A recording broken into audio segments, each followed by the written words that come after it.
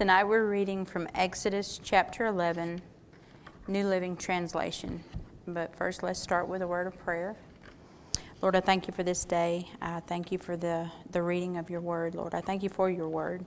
Lord, I pray that you would open hearts and minds and ears to what the Spirit has to say.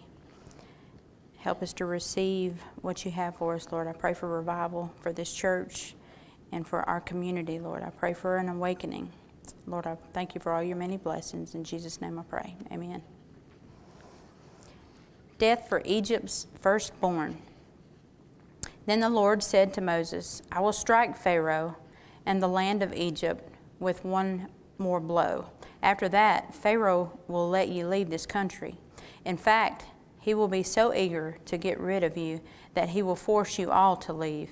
Tell all the Israelite men and women to ask their Egyptian neighbors for articles of silver and gold.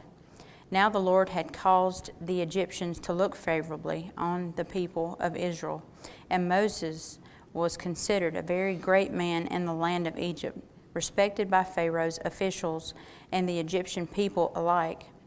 Moses had announced to Pharaoh that this is what the Lord says, at midnight tonight I will pass through the heart of Egypt. All the firstborn sons will die in every family in Egypt, from the oldest son of Pharaoh who sits on his throne to the oldest son of his lowliest servant girl who grinds the flour. Even the firstborn of all the livestock will die. Then a loud wail will rise throughout the land of Egypt, a wail like no one has heard before or will ever hear again. But among the Israelites, it will be so peaceful that not even a dog will bark. Then you will know that the Lord makes a distinction between the Egyptian and the Israelites. All the officials of Egypt will run to me and fall to the ground before me. Please leave, they will beg. Hurry and take all your followers with you. Only then will I go. Then, burning with anger, Moses left Pharaoh. Now the Lord had told Moses earlier, Pharaoh will not listen to you, but then I will do even more mighty miracles in the land of Egypt.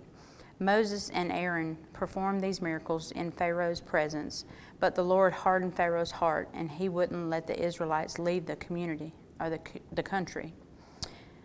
Exodus chapter 12, the first Passover. While the Israelites were still in the land of Egypt, the Lord gave the following instructions to Moses and Aaron. From now on, this month will be the first month of the year for you. Announce to the whole community of Israel that on the 10th day of this month, each family must choose a lamb or a young goat for a sacrifice, one animal for each household. If a family is too small to eat a whole animal, let them share with another family in the neighborhood. Divide the animal according to the size of each family and how much they can eat. The animal you select must be a 1-year-old male, either a sheep or a goat, with no defects. Take special care of this chosen animal until the evening of the 14th day of this first month. Then the whole assembly of the community of Israel must slaughter their lamb or young goat at twilight. There are to take some of the blood and smear it on the sides and top of the door frames of the houses where they eat the animal. That same night they must roast the meat over a fire and eat it along with bitter salad greens and bread made without yeast. Do not eat any of the meat raw or boiled in water. The whole animal, including the head, legs, and internal organs, must be roasted over a fire. Do not leave any of it until the next morning. Burn whatever is not eaten before morning. These are your instructions for eating this meal.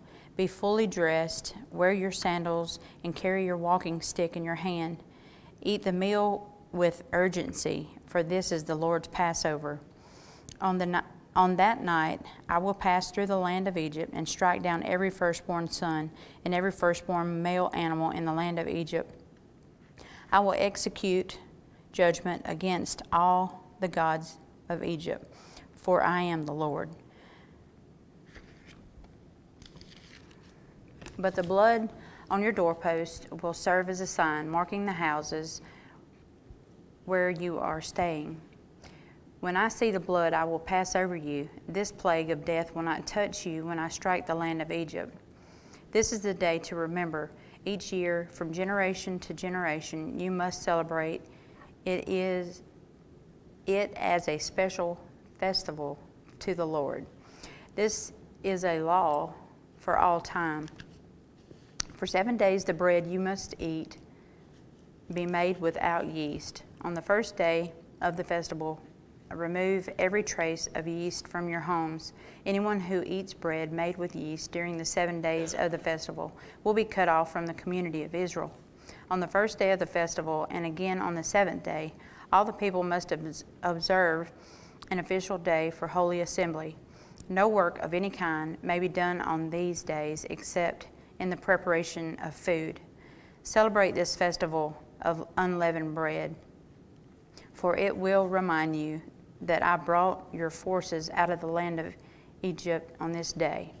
This festival will be a permanent law for you. Celebrate this day from generation to generation. The bread you eat must be made without yeast from the evening of the 14th day of the first month until the evening of the 21st day of that month. During those 7 days, there must be no trace of yeast in your homes. Anyone who eats anything made with yeast during this week will be cut off from the community of Israel. These regulations apply both to the foreigners living among you and to the native-born Israelites. During those days, you must not eat anything made with yeast. Wherever you live, eat only bread without yeast. Then Moses called all the elders of Israel together and said to them, Go pick out a lamb or young goat for each of your families and slaughter the Passover animal. Drain the blood into a basin, then take a bundle of hyssop branches and dip it into the blood. Brush the hyssop across the top and side of the doorframes of your houses, and no one may go out through the door until morning. For the Lord will pass through the land to strike down the Egyptians. But when he sees the blood on the top and sides of the doorframe, the Lord will pass over your home. He will not permit his death angel to enter your house and strike you down. Remember, these instructions are a permanent law that you and your descendants must observe forever. When you enter the land the Lord has promised to give you, you will continue to observe this ceremony. Then your children will ask, What does this ceremony mean? And you will reply, It is the Passover sacrifice to the Lord, for he passed over the houses of the Israelites in Egypt. And though he struck the Egyptians, he spared our families. When Moses had finished speaking, all the people bowed down to the ground and worshipped. So the people of Israel did just as the Lord had commanded through Moses and Aaron. And that night, at midnight, the Lord struck down all the firstborn sons in the land of Egypt, from the firstborn son of Pharaoh, who sat on his throne, to the firstborn son of the prisoner in the dungeon. Even the firstborn of their livestock were killed. Pharaoh and all his officials and all the people of Egypt woke up during the night, and loud wailing was heard throughout the land of Egypt. There was not a single house where someone had not died. Israel's exodus from Egypt. Pharaoh sent for Moses and Aaron during the night. Get out, he ordered. Leave my people and take the rest of the Israelites with you. Go and worship the Lord as you have requested. Take your flocks and herds as you said, and be gone. Go, but bless me as you leave. All the Egyptians urged the people of Israel to get out of the land as quickly as possible, for they thought, we will all die. The Israelites took their bread dough before yeast was added. They wrapped their kneading boards in their cloaks and carried them on their shoulders. And the people of Israel did as Moses had instructed. They asked the Egyptians for clothing and articles of silver and gold. The Lord caused the Egyptians to look favorably on the Israelites, and they gave the Israelites whatever they asked for. So they stripped the Egyptians of their wealth. That night the people of Israel left Ramesses and started forsooketh. There were about 600,000 men, plus all the women and children. A rabble of non-Israelites went with them, along with great flocks and herds of livestock. For bread and baked flat cakes from the dough without yeast they had brought from Egypt. It was made without yeast because the people were driven out of Egypt in such a hurry that they had no time to prepare the bread or other food. The people of Israel had lived in Egypt for 430 years. In fact, it was on the last day of the 430th year that all the Lord's forces left the land. On this night, the Lord kept his promise to bring his people out of the land of Egypt. So this night belongs to him, and it must be commemorated every year by all the Israelites from generation to generation. Instructions for the Passover. Then the Lord said to Moses and Aaron, "These are the instructions for the festival of Passover. No outsiders are allowed to eat the Passover meal, but any slave who has been purchased may eat if he has been circumcised. Temporary residents and hired servants may not eat it. Each Passover lamb must be eaten in one house. Do not carry any of its meat outside, and do not break any of its bones. The whole community of Israel must celebrate this Passover festival. If there are any foreigners living among you who want to celebrate the Lord's Passover, let all their males be circumcised. Only then may they celebrate the Passover with you like any native-born Israelite. But no uncircumcised male may ever eat the Passover meal.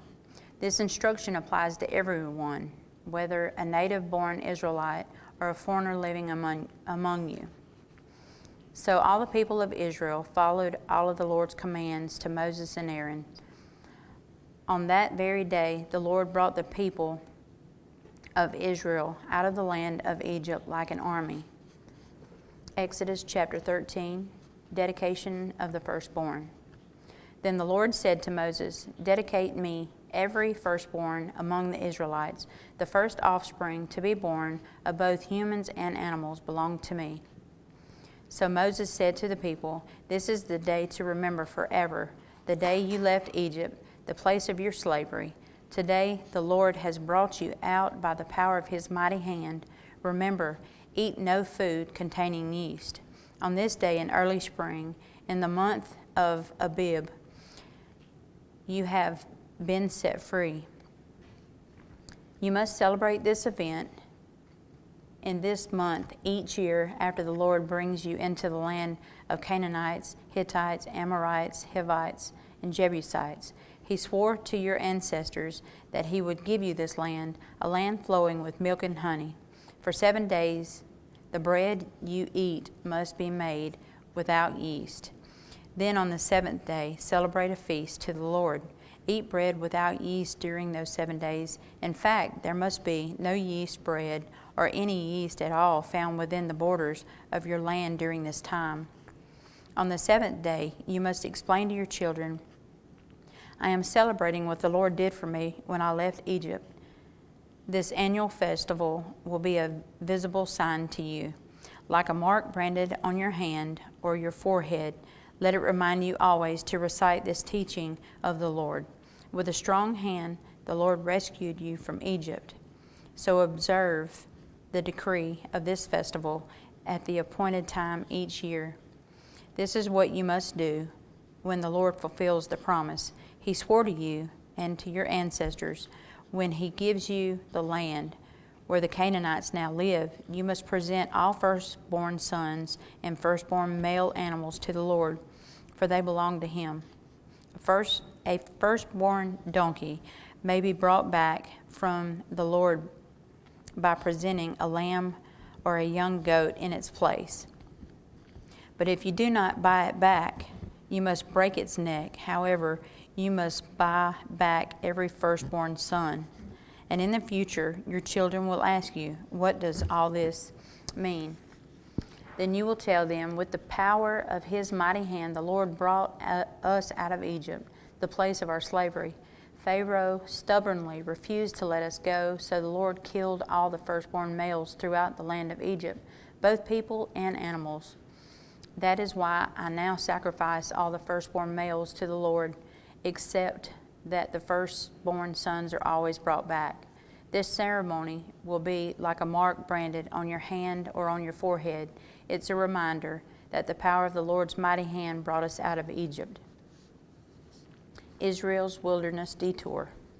When Pharaoh finally let the people go, God did not lead them along the main road that runs through Philistine territory, even though that was the shortest route to the promised land. God said if the people are faced with a battle, they might change their minds and return to Egypt. So God led them in a roundabout way through the wilderness toward the Red Sea. Thus the Israelites left Egypt like an army ready for battle. Moses took the bones of Joseph with him, for Joseph had made the sons of Israel swear to do this. He said, God will certainly come help you. When he does, you must take my bones with you from this place. The Israelites left Succoth and came at Etham on the edge of the wilderness. The Lord went ahead of them. He guided them during the day with a pillar of cloud, and he provided light at night with a pillar of fire. This allowed them to travel by day or by night, and the Lord did not remove the pillar of cloud or pillar of fire from its place in front of the people. Exodus chapter 14. Then the Lord gave these instructions to Moses. Order the Israelites to turn back and camp by Harohath, between Migdal and the sea. Camp there along the shore across from Baal Zephon. Then Pharaoh will think the Israelites are confused. They are trapped in the wilderness. And once again, I will harden Pharaoh's heart, and he will chase after you. I have planned this in order to display my glory through Pharaoh and his whole army. After this, the Egyptians will know that I am Lord. So the Israelites camped there as they were told. The Egyptians pursue Israel. When the word reached the king of Egypt that the Israelites had fled, Pharaoh and his officials changed their minds. What have we done, letting all those Israelite slaves get away? They asked. So Pharaoh harnessed his chariot and called up his troops. He took with him 600 of Egypt's best chariots, along with the rest of the chariots of Egypt, each with its commander. The Lord hardened the heart of Pharaoh, the king of Egypt, so he chased after the people of Israel, who had left with fists raised in defiance. The Egyptians chased after them with all the forces in Pharaoh's army, all his horses and chariots, his charioteers and his troops. The Egyptians caught up with the people of Israel as they were camped beside the shore near Pi-hahiroth, across the Baal Zephon. As Pharaoh approached, the people of Israel looked up and panicked when they saw the Egyptians overtaking them. They cried out to the Lord, and they said to Moses, "Why did you bring us out here to die in the wilderness? Weren't there enough graves for us in Egypt? What have you done to us? Why did you make us leave Egypt? Didn't we tell you this would happen while we were still in Egypt? We said, 'Leave us alone. Let us be slaves to the Egyptians. It's better to be a slave in Egypt than a corpse in the wilderness.' But Moses told the people, 'Don't be afraid. Just stand still and watch the Lord rescue you today. The Egyptians you see today will never be seen again. The Lord himself will fight for you. Just stay calm. Escape through the Red Sea.' Then the Lord said to Moses, 'Why are you crying out to me? Tell the people to get moving. Pick up your staff and raise your hand over the sea. Divide the water so the Israelites can walk through the middle of the sea on dry ground. And I will harden the hearts of the Egyptians, and they will charge in after the Israelites. My great glory will be displayed through Pharaoh and his troops, his chariots and his charioteers. When my glory is displayed through them, all Egypt will see my glory and know that I am Lord." Then the angel of God, who had been leading the people of Israel, moved to the rear of the camp. The pillar of cloud also moved from the front and stood behind them. The cloud settled between the Egyptian and Israelite camps. As darkness fell, the cloud turned to fire, lighting up the night. But the Egyptians and Israelites did not approach each other all night. Then Moses raised his hand over the sea, and the Lord opened up a path through the water with a strong east wind. The wind blew all that night, turning the seabed into dry land. So the people of Israel walked through the middle of the sea on dry ground, with walls of water on each side. Then the Egyptians, all of Pharaoh's horses, chariots, and charioteers, chased them into the middle of the sea. But just before dawn, the Lord looked down on the Egyptian army from the pillar of fire and cloud, and he threw their forces into total confusion. He twisted their chariot wheels, making their chariots difficult to drive. "Let's get out of here, away from these Israelites." The Egyptians shouted, "The Lord is fighting for them against Egypt." When all the Israelites had reached the other side, the Lord said to Moses, "Raise your hand over the sea again. Then the waters will rush back and cover the Egyptians and their chariots and charioteers." So as the sun began to rise, Moses raised his hand over the sea, and the water rushed back into its usual place. The Egyptians tried to escape, but the Lord swept them into the sea. Then the waters returned and covered all the chariots and charioteers, the entire army of Pharaoh. Of all the Egyptians who had chased the Israelites into the sea, not a single one survived. But the people of Israel had walked through the middle of the sea on dry ground, as the waters stood up like walls on both sides. That is how the Lord rescued Israel from the hand of the Egyptians that day. And the Israelites saw the bodies of the Egyptians washed up on the seashore. When the people of Israel saw the mighty power that the Lord had unleashed against the Egyptians, they were filled with awe before him.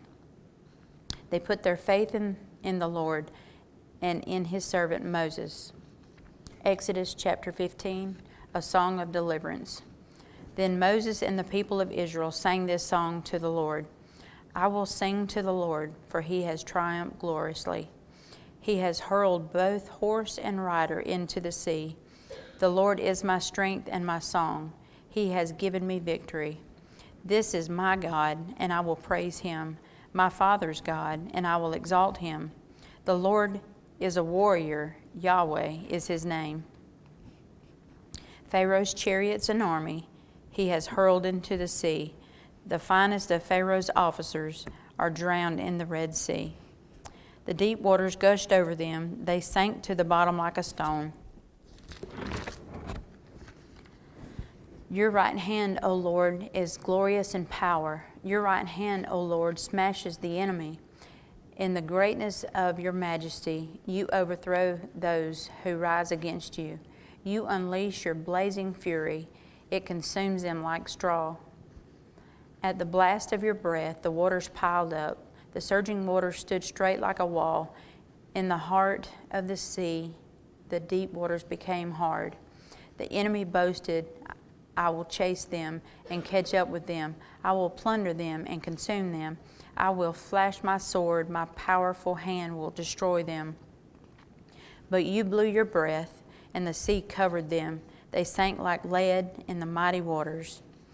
Who is like you among the gods, O Lord, glorious in holiness, awesome in splendor, performing great wonders? You raised your right hand, and the earth swallowed our enemies.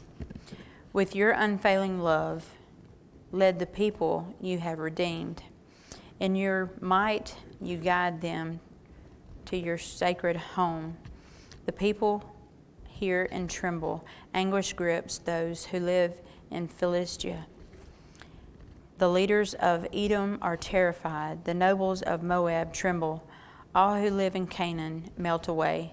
Terror and dread fall upon them, and the power of your arm make them lifeless as stone, until your people pass by, O Lord. Until the people you purchased pass by.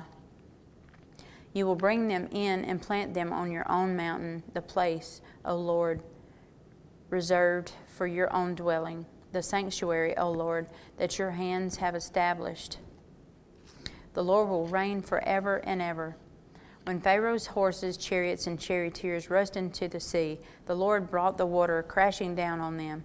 But the people of Israel had walked through the middle of the sea on dry ground.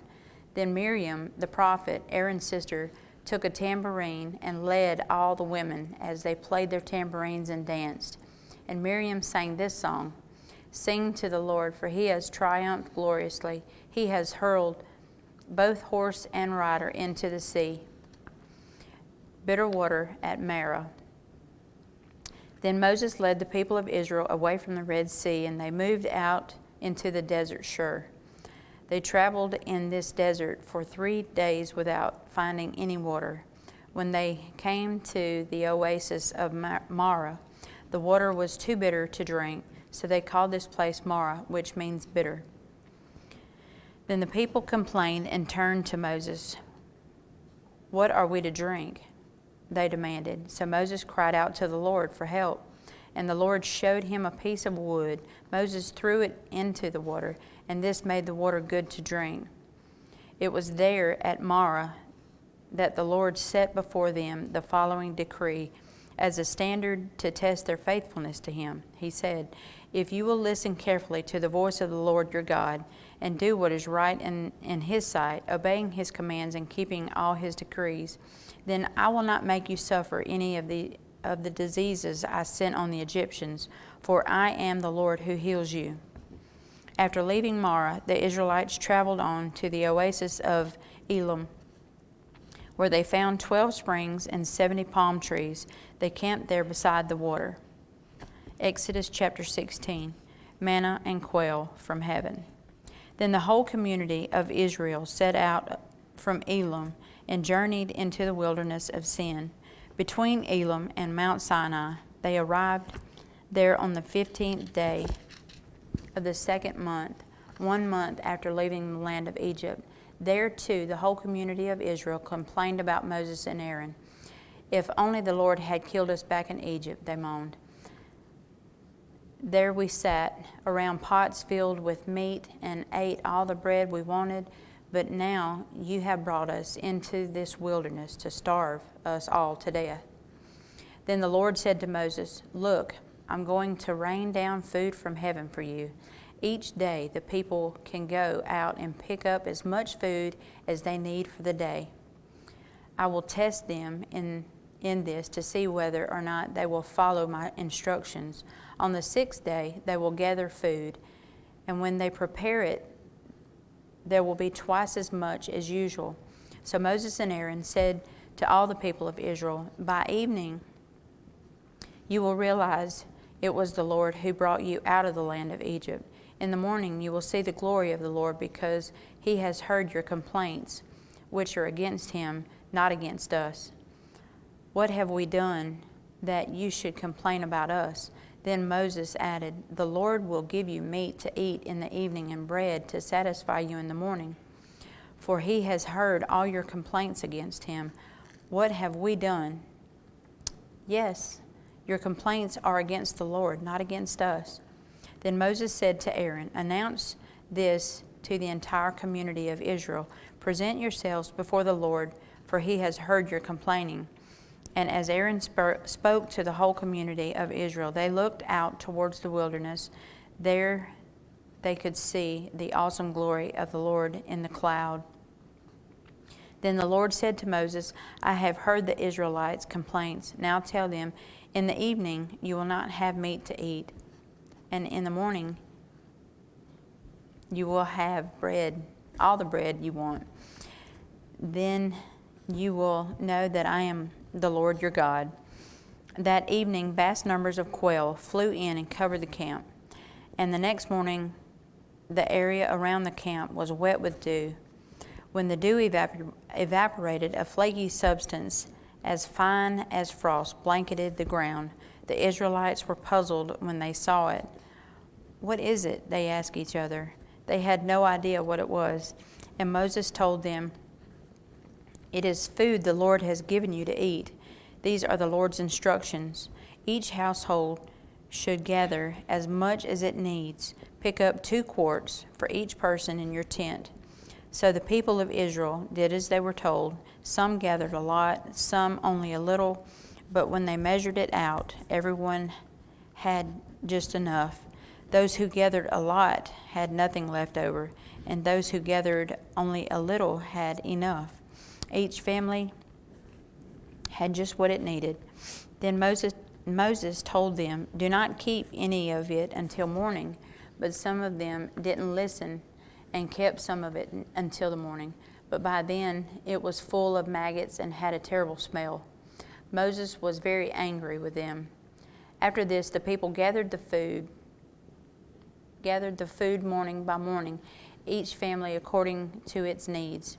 And as the sun became hot, the flakes they had not picked up melted and disappeared. On the 6th day, they gathered twice as much as usual, 4 quarts for each person instead of 2. Then all the leaders of the community came and asked Moses for an explanation. He told them, "This is what the Lord commanded. Tomorrow will be a day of complete rest, a holy Sabbath day set apart for the Lord. So bake or boil as much as you want today and set aside what is left for tomorrow." So they put some aside until morning, just as Moses had commanded. And in the morning, the leftover food was wholesome and good, without maggots or odor. Moses said, "Eat this food today, for today is a Sabbath day dedicated to the Lord. There will be no food on the ground today. You may gather the food for 6 days, but the 7th day is the Sabbath. There will be no food on the ground that day." Some of the people went out anyway on the 7th day, but they found no food. The Lord asked Moses, "How long will these people refuse to obey my commands and instructions? They must realize that the Sabbath is the Lord's gift to you. This is what He gives you a 2-day supply on a 6th day, so there will be enough for 2 days. On the Sabbath day, you must each stay in your place. Do not go out to pick up food on the 7th day." So the people did not gather any food on the 7th day. The Israelites called the food manna. It was white like coriander seed, and it tasted like honey wafers. Then Moses said, "This is what the Lord has commanded. Fill a 2-quart container with manna to preserve it for your descendants. Then later generations will be able to see the food I gave you in the wilderness when I set you free from Egypt." Moses said to Aaron, "Get a jar and fill it with 2 quarts of manna. Then put it in a sacred place before the Lord to preserve it for all future generations." Aaron did just as the Lord commanded Moses. He even placed it in the Ark of the Covenant, in front of the stone tablets inscribed with the terms of the covenant. So the people of Israel ate manna for 40 years until they arrived at the land where they would settle. They ate manna until they came to the border of the land of Canaan. The container used to measure the manna was an omer, which was 1/10 of an ephah. It held about 2 quarts.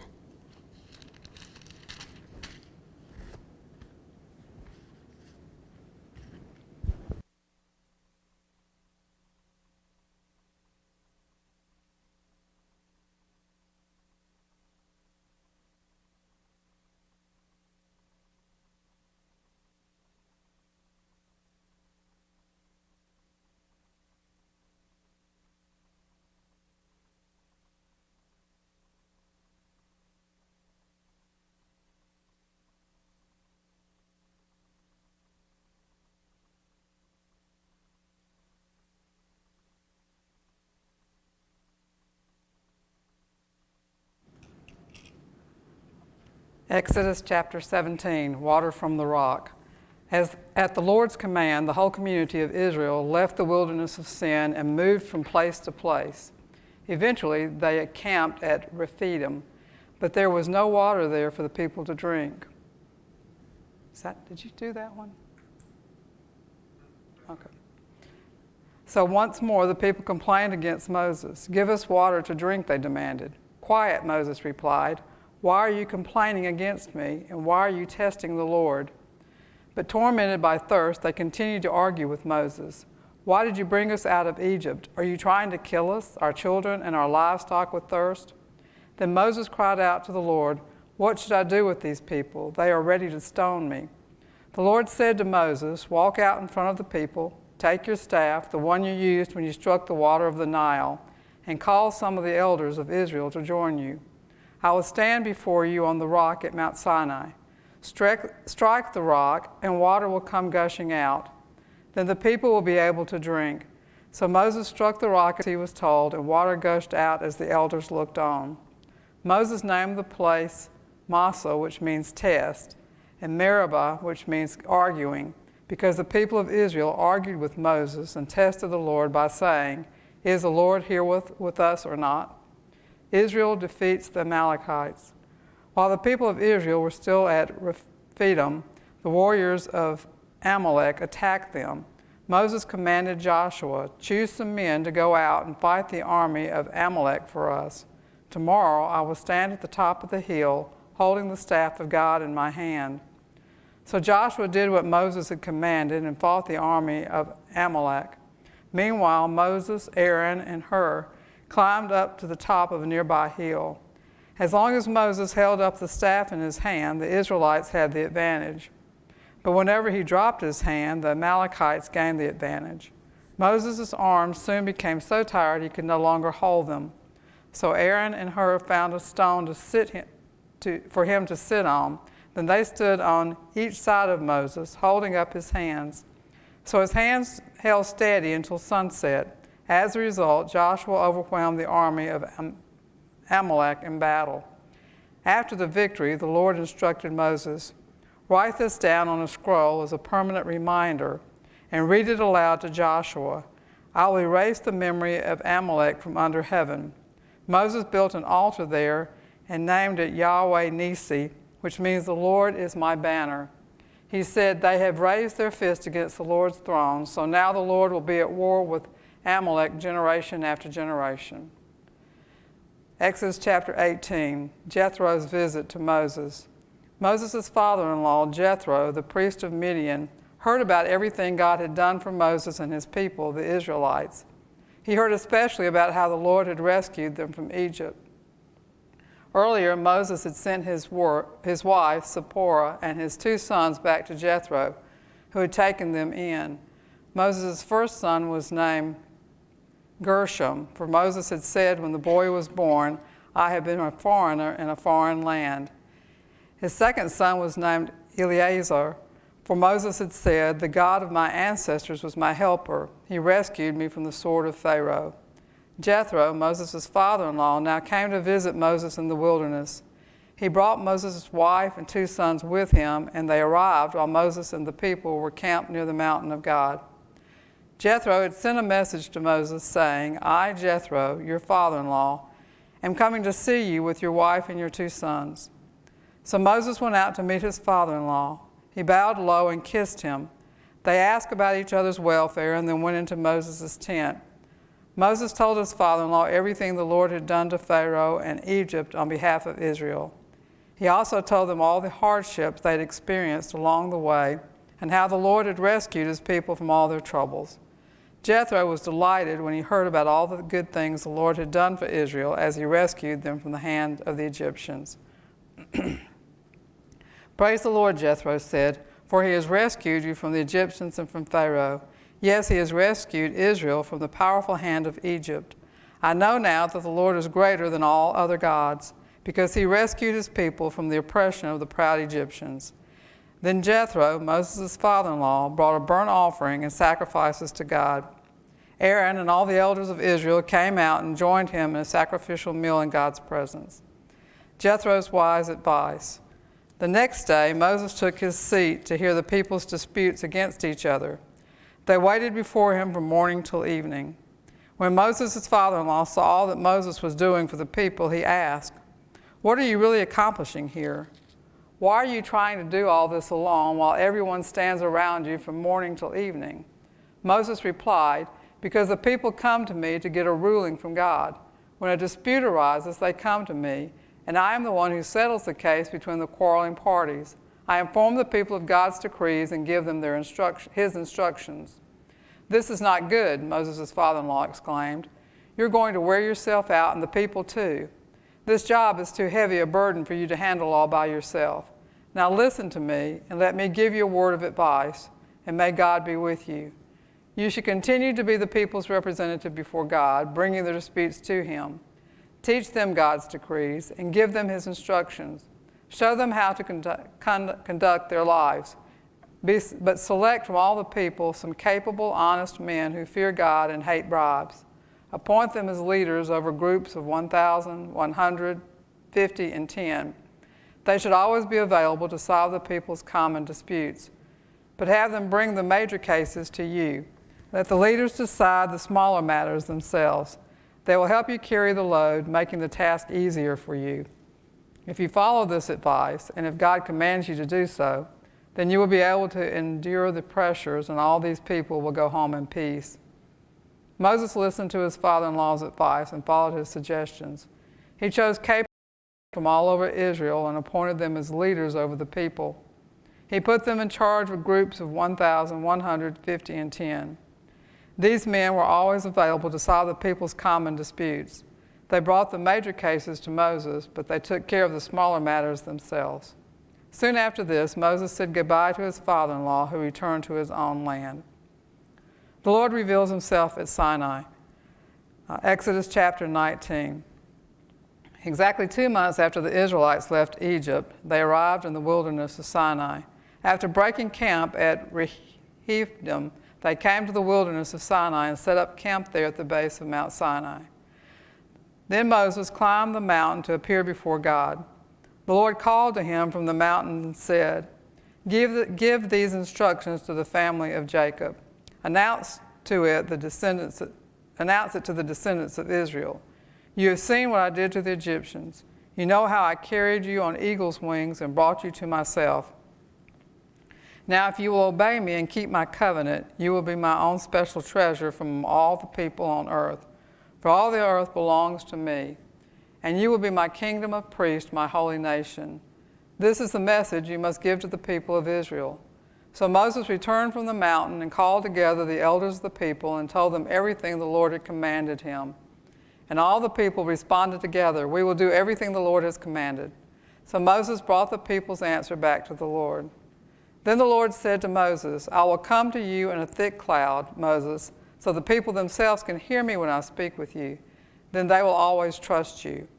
Moses told the Lord what the people had said. Then the Lord told Moses, "Go down and prepare the people for my arrival. Consecrate them today and tomorrow and have them wash their clothing. Be sure they are ready on the 3rd day, for on that day the Lord will come down on Mount Sinai as all the people watch. Mark off a boundary all around the mountain. Warn the people, be careful. Do not go up on the mountain or even touch its boundaries. Anyone who touches the mountain will certainly be put to death. No hand may touch the person or animal that crosses the boundary. Instead, stone them or shoot them with arrows. They must be put to death. However, when the ram's horn sounds a long blast, then the people may go up on the mountain." So Moses went down to the people. He consecrated them for worship, and they washed their clothes. He told them, "Get ready for the 3rd day, and until then abstain from having sexual intercourse." On the morning of the 3rd day, thunder roared and lightning flashed, and a dense cloud came down on the mountain.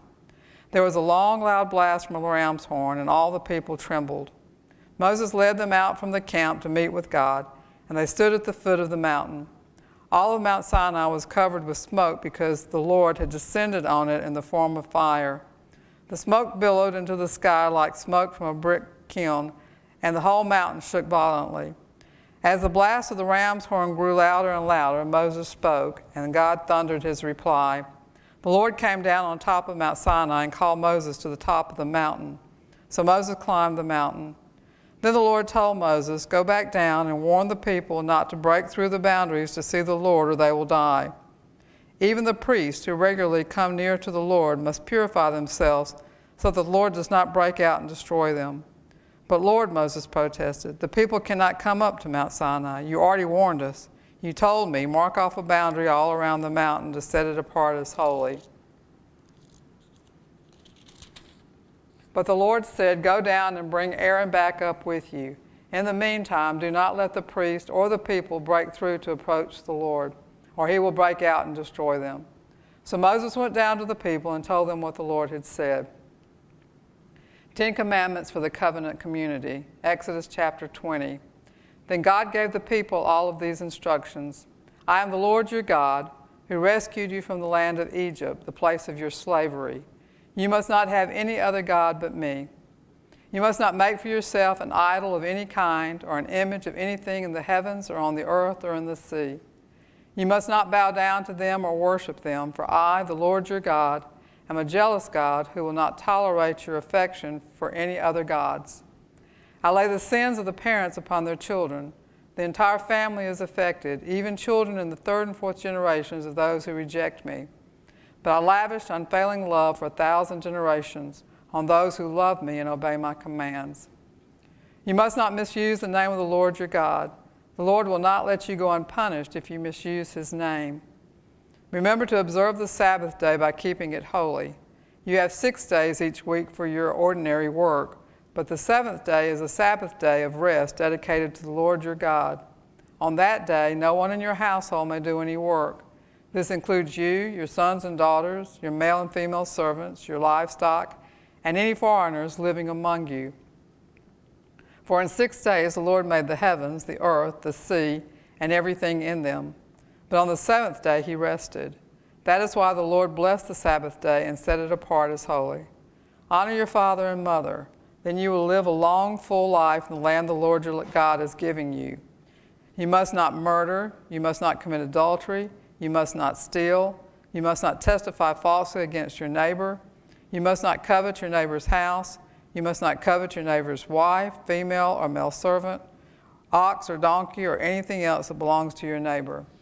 When the people heard the thunder and the loud blast of the ram's horn, and when they saw the flashes of lightning and the smoke billowing from the mountain, they stood at a distance, trembling with fear. And they said to Moses, "You speak to us and we will listen. But don't let God speak directly to us, or we will die." "Don't be afraid," Moses answered them, "for God has come in this way to test you, and so that your fear of him will keep you from sinning." As the people stood in the distance, Moses approached the dark cloud where God was. Proper use of altars. And the Lord said to Moses, "Say this to the people of Israel. You saw for yourselves that I spoke to you from heaven. Remember, you must not make any idols of silver or gold to rival me. Build for me an altar made of earth and offer your sacrifices to me, your burnt offerings and peace offerings, your sheep and goats, your cattle. Build my altar wherever I cause my name to be remembered, and I will come to you and bless you. If you use stones to build my altar, use only natural uncut stones. Do not shape the stones with a tool, for that would make the altar unfit for holy use. And do not approach my altar by going up steps. If you do, someone might look up under your clothing and see your nakedness." Fair treatment of slaves. Exodus chapter 21. These are the regulations you must present to Israel. If you buy a Hebrew slave, he may serve for no more than 6 years. Set him free in the 7th year, and he will owe you nothing for his freedom. If he was single when he became your slave, he shall leave single. But if he was married before he became a slave, then his wife must be freed with him. If his master gave him a wife while he was a slave, and they had sons or daughters, then only the man will be free in the 7th year, but his wife and children will still belong to his master. But the slave may declare, "I love my master, my wife, and my children. I don't want to go free." If he does this, his master must present him before God. Then his master must take him to the door or doorpost and publicly pierce his ear with an awl. After that, the slave will serve his master for life. When a man sells his daughter as a slave, she will not be freed at the end of 6 years as the men are. If she does not satisfy her owner, he must allow her to be bought back again. But he is not allowed to sell her to foreigners, since he is the one who broke the contract with her. But if the slave's owner arranges for her to marry his son, he may no longer treat her as a slave, but as a daughter. If a man who has married a slave wife takes another wife for himself, he must not neglect the rights of the first wife to food, clothing, and sexual intimacy. If he fails in any of these 3 obligations, she may leave as a free woman without making any payment. Cases of personal injury. Anyone who assaults and kills another person must be put to death. But if it was simply an accident permitted by God, I will appoint a place of refuge where the slayer can run for safety.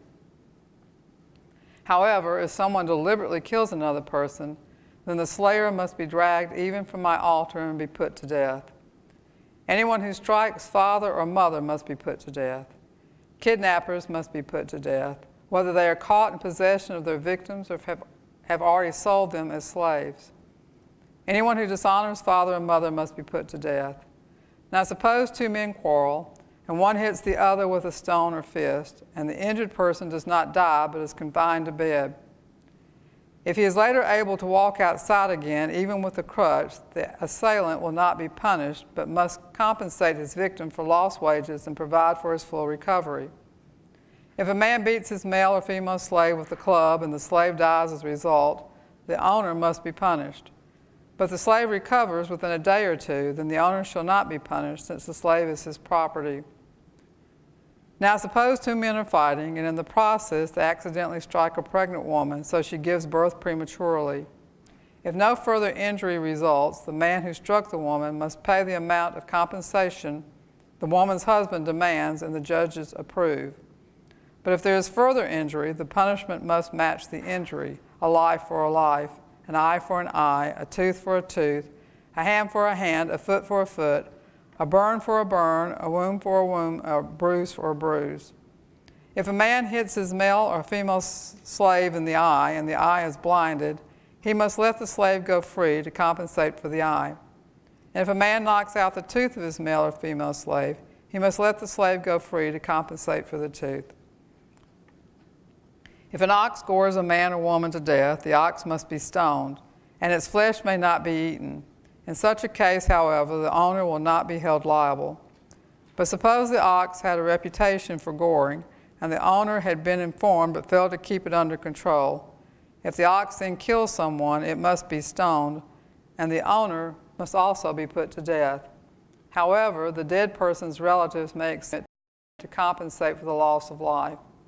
The owner of the ox may redeem his life by paying whatever is demanded. The same regulation applies if the ox gores a boy or a girl. But if the ox gores a slave, either male or female, the animal's owner must pay the slave's owner 30 silver coins, and the ox must be stoned. Suppose someone digs or uncovers a pit and fails to cover it, and then an ox or a donkey falls into it. The owner of the pit must pay full compensation to the owner of the animal, but then he gets to keep the dead animal. If someone's ox injures a neighbor's ox and the injured ox dies, then the 2 owners must sell the live ox and divide the price equally between them. They must also divide the dead animal. But if the ox had a reputation for goring, yet its owner failed to keep it under control, he must pay full compensation, a live ox for the dead one, but he may keep the dead ox. Protection of property, Exodus chapter 22. If someone steals an ox or sheep and then kills or sells it, the thief must pay back 5 oxen for each ox stolen and 4 sheep for each sheep stolen. If a thief is caught in the act of breaking into a house and is struck and killed in the process, the person who killed the thief is not guilty of murder. But if it happens in daylight, the one who killed the thief is guilty of murder. A thief who is caught must pay in full for everything he stole. If he cannot pay, he must be sold as a slave to pay for his theft. If someone steals an ox or a donkey or a sheep, and it is found in the thief's possession, then the thief must pay double the value of the stolen animal. If an animal is grazing in a field or vineyard and the owner lets it stray into someone else's field to graze, then the owner's the animal's owner must pay compensation from the best of his own grain or grapes. If you are burning thorn bushes, and the fire gets out of control and spreads into another person's field, destroying the sheaves or the uncut grain or the whole crop, the one who started the fire must pay for the lost crop. Suppose someone leaves money or goods with a neighbor for safekeeping, and they are stolen from the neighbor's house.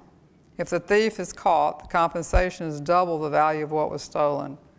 But if the thief is not caught, the neighbor must appear before God, who will determine if he stole the property. Suppose there is a dispute between two people who both claim to own a particular ox, donkey, sheep, article of clothing, or any lost property. Both parties must come before God, and the person whom God declares guilty must pay double compensation to the other. Now suppose someone leaves a donkey, ox, sheep, or any other animal with a neighbor for safekeeping, but it dies or is injured or is taken away, and no one sees what happened. The neighbor must then take an oath in the presence of the Lord. If the Lord confirms that the neighbor did not steal the property, the owner must accept the verdict and no payment will be required. But if the animal is indeed stolen, the guilty person must pay compensation to the owner. If it was torn to pieces by a wild animal, the remains of the carcass must be shown as evidence, and no compensation will be required.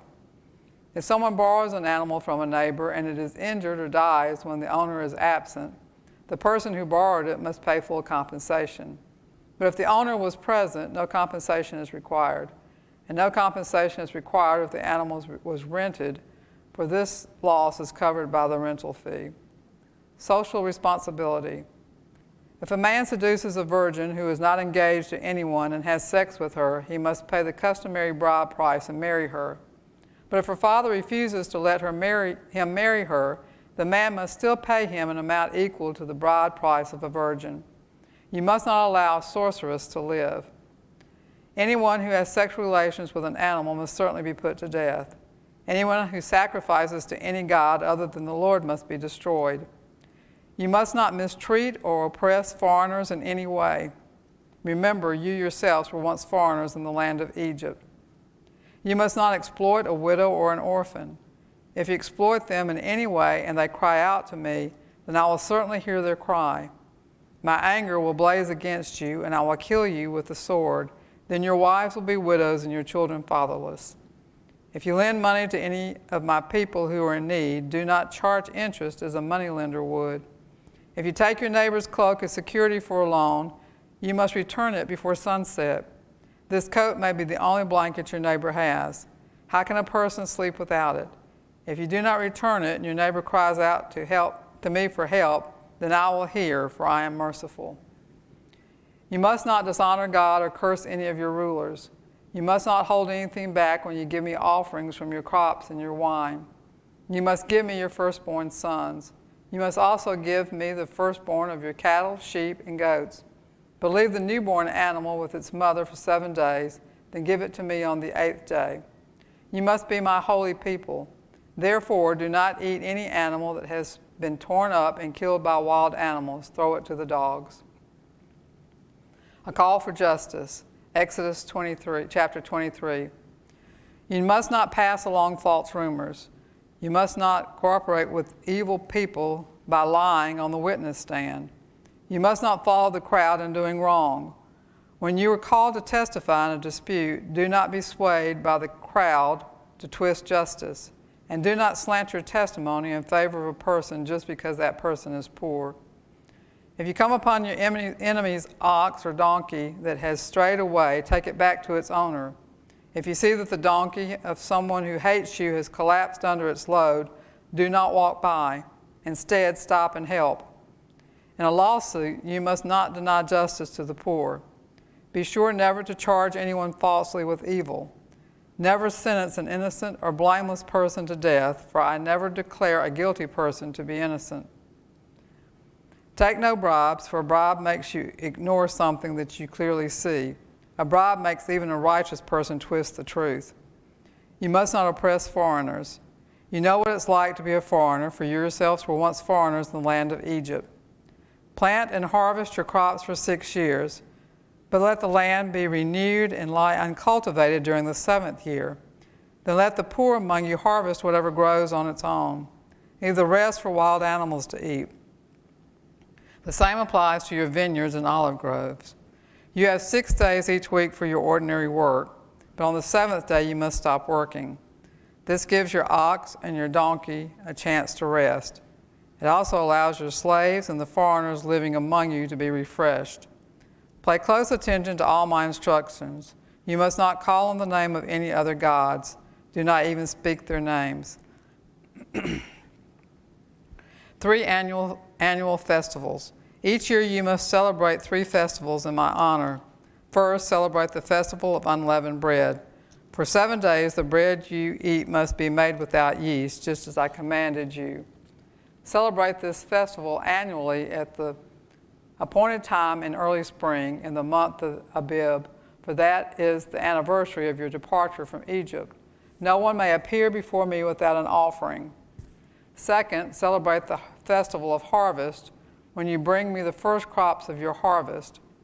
Finally, celebrate the festival of the final harvest at the end of the harvest season, when you have harvested all the crops from your fields. At these 3 times each year, every man in Israel must appear before the sovereign, the Lord. You must not offer the blood of my sacrificial offerings together with any baked goods containing yeast. And do not leave the fat from the festival offerings until the next morning. As you harvest your crops, bring the very best of the first harvest to the house of the Lord your God. You must not cook a young goat in its mother's milk. A promise of the Lord's presence. See, I'm sending an angel before you to protect you on your journey and lead you safely to the place I prepared for you. Pay close attention to him and obey his instructions. Do not rebel against him, for he is my representative, and he will not forgive your rebellion. But if you're careful to obey him, following all my instructions, then I will be an enemy to your enemies, and I will oppose those who oppose you. For my angel will go before you and bring you into the land of the Amorites, Hittites, Perizzites, Canaanites, Hivites, and Jebusites, so that you may live there. And I will destroy them completely. You must not worship the gods of these nations or serve them in any way or imitate their evil practices. Instead, you must utterly destroy them and smash their sacred pillars. You must serve only the Lord your God. If you do, I will bless you with food and water, and I will protect you from illness. There will be no miscarriages or infertility in your land, and I will give you long, full lives. I will send my terror ahead of you and create panic among all the people whose lands you invade. I will make all your enemies turn and run. I will send terror ahead of you to drive out the Hivites, Canaanites, and Hittites. But I will not drive them out in a single year, because the land would become desolate and the wild animals would multiply and threaten you. I'll drive them out a little at a time until your population is increased enough to take possession of the land. And I will fix your boundaries from the Red Sea to the Mediterranean Sea, and from the eastern wilderness to the Euphrates River. I will hand over to you the people now living in the land, and you will drive them out ahead of you. Make no treaties with them or their gods. They must not live in your land, or they will cause you to sin against me. If you serve their gods, you will be caught in the trap of idolatry.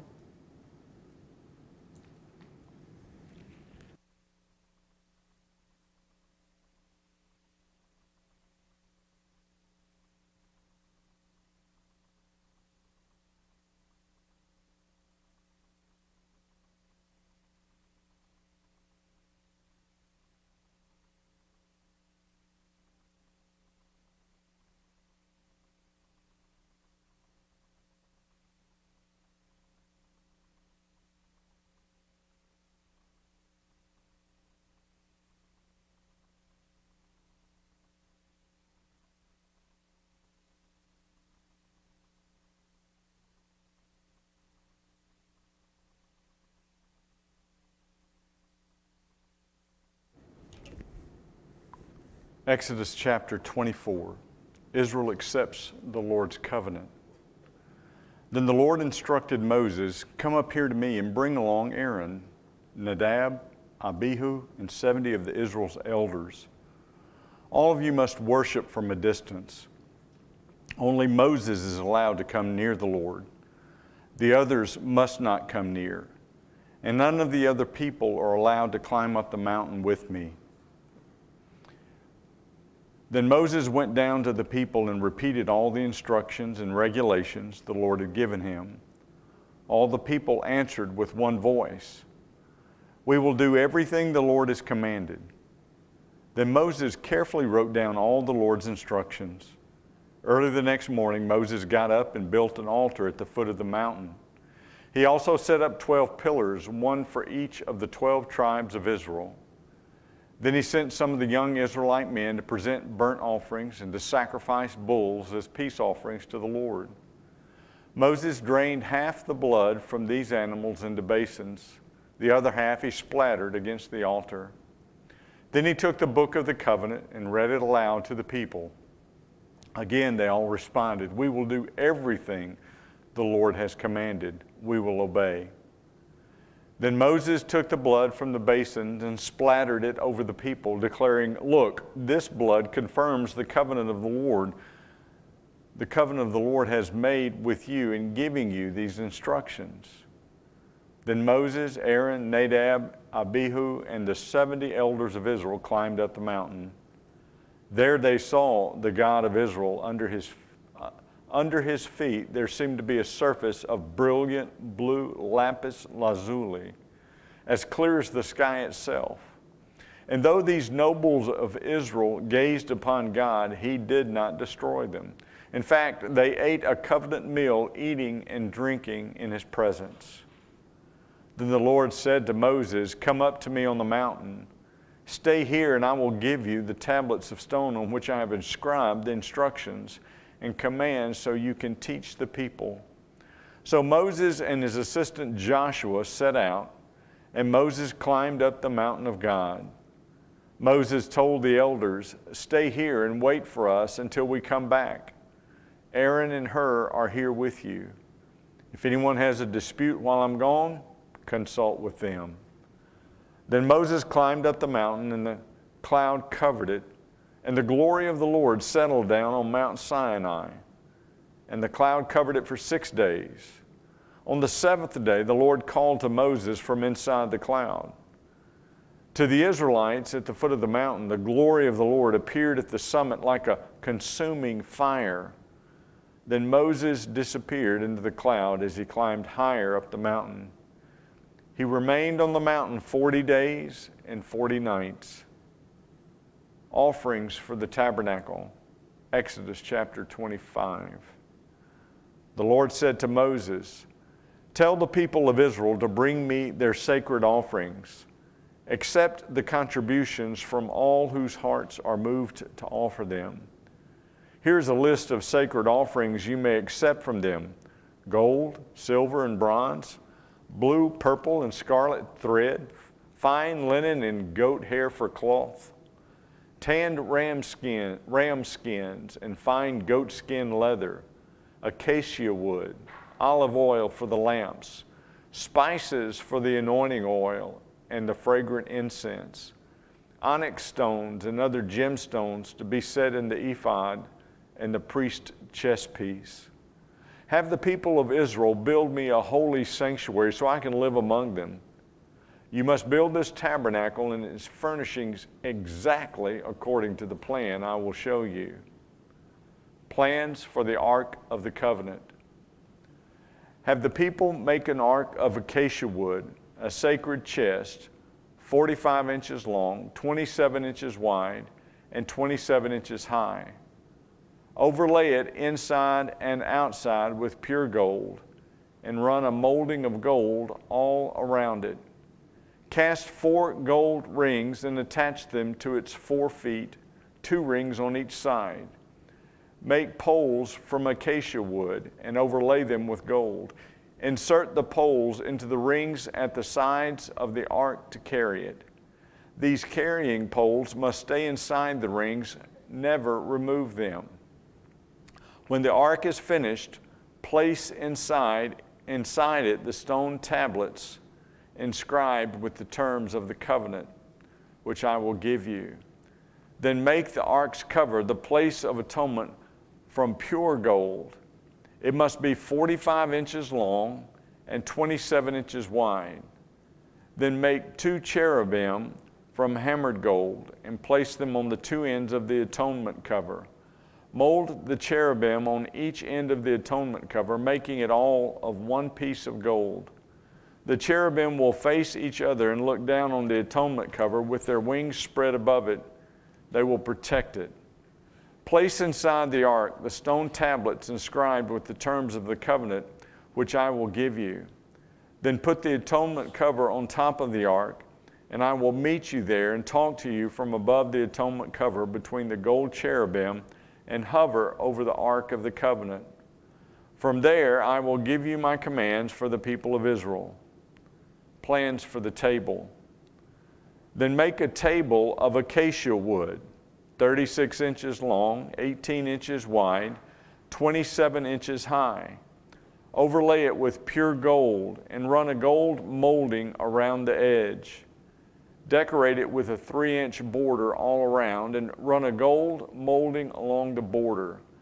Make 4 gold rings for the table and attach them at the 4 corners next to the 4 legs. Attach the rings near the border to hold the poles that are used to carry the table. Make these poles from acacia wood and overlay them with gold. Make special containers of pure gold for the table, bowls, pans, pitchers, and jars to be used in pouring out liquid offerings. Place the bread of the presence on the table to remain before me at all times. Plans for the lampstand. Make a lampstand of pure hammered gold. Make the entire lampstand and its decorations of 1 piece, the base, center, stem, lamp cups, buds, and petals. Make it with 6 branches going out from the center stem, 3 on each side. Each of the 6 branches will have 3 lamp cups shaped like almond blossoms, complete with buds and petals. Craft the center stem of the lampstand with 4 lamp cups shaped like almond blossoms, complete with buds and petals. There will also be an almond bud beneath each pair of branches where the 6 branches extend from the center stem. Then the almond buds and branches must all be of 1 piece with the center stem, and they must be hammered from pure gold. Then make the 7 lamps for the lampstand and set them so they reflect their light forward. The lamp snuffers and trays must also be made of pure gold. You will need 75 pounds of pure gold for the lampstand and its accessories. Be sure that you make everything according to the pattern I've shown you here on the mountain. Exodus chapter 26, plans for the tabernacle. Make the tabernacle from 10 curtains of finely woven linen. Decorate the curtains with blue, purple, and scarlet thread, and with skillfully embroidered cherubim. These 10 curtains must be exactly the same size, 42 feet long and 6 feet wide. Join 5 of these curtains together to make 1 long curtain. Then join the other 5 into a second long curtain. Put loops of blue yarn along the edge of the last curtain in each set. The 50 loops along the edge of 1 curtain are to match the 50 loops along the edge of the other curtain. Then make 50 gold clasps and fasten the long curtains together with the clasp. In this way, the tabernacle will be made of 1 continuous piece. Make 11 curtains of goat hair cloth to serve as a tent covering for the tabernacle. These 11 curtains must be exactly the same size, 45 feet long and 6 feet wide. Join 5 of these curtains together to make 1 long curtain, and join the other 6 into a second long curtain.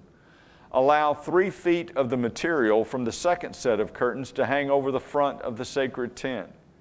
Make 50 loops for 1 edge of each large curtain. Then make 50 bronze clasps and fasten the loops of the long curtain with the clasp. In this way, the tent covering will be made of 1 continuous piece. The remaining 3 feet of the tent covering will be left to hang over the back of the tabernacle. Allow 18 inches of remaining material to hang down over each side. so the tabernacle is completely covered. Complete the tent covering with a protective layer of tanned ram skins and a layer of fine goat skin leather. For the framework of the tabernacle, construct frames of acacia wood. Each frame must be 15 feet high and 27 inches wide, with 2 pegs under each frame. Make all the frames identical.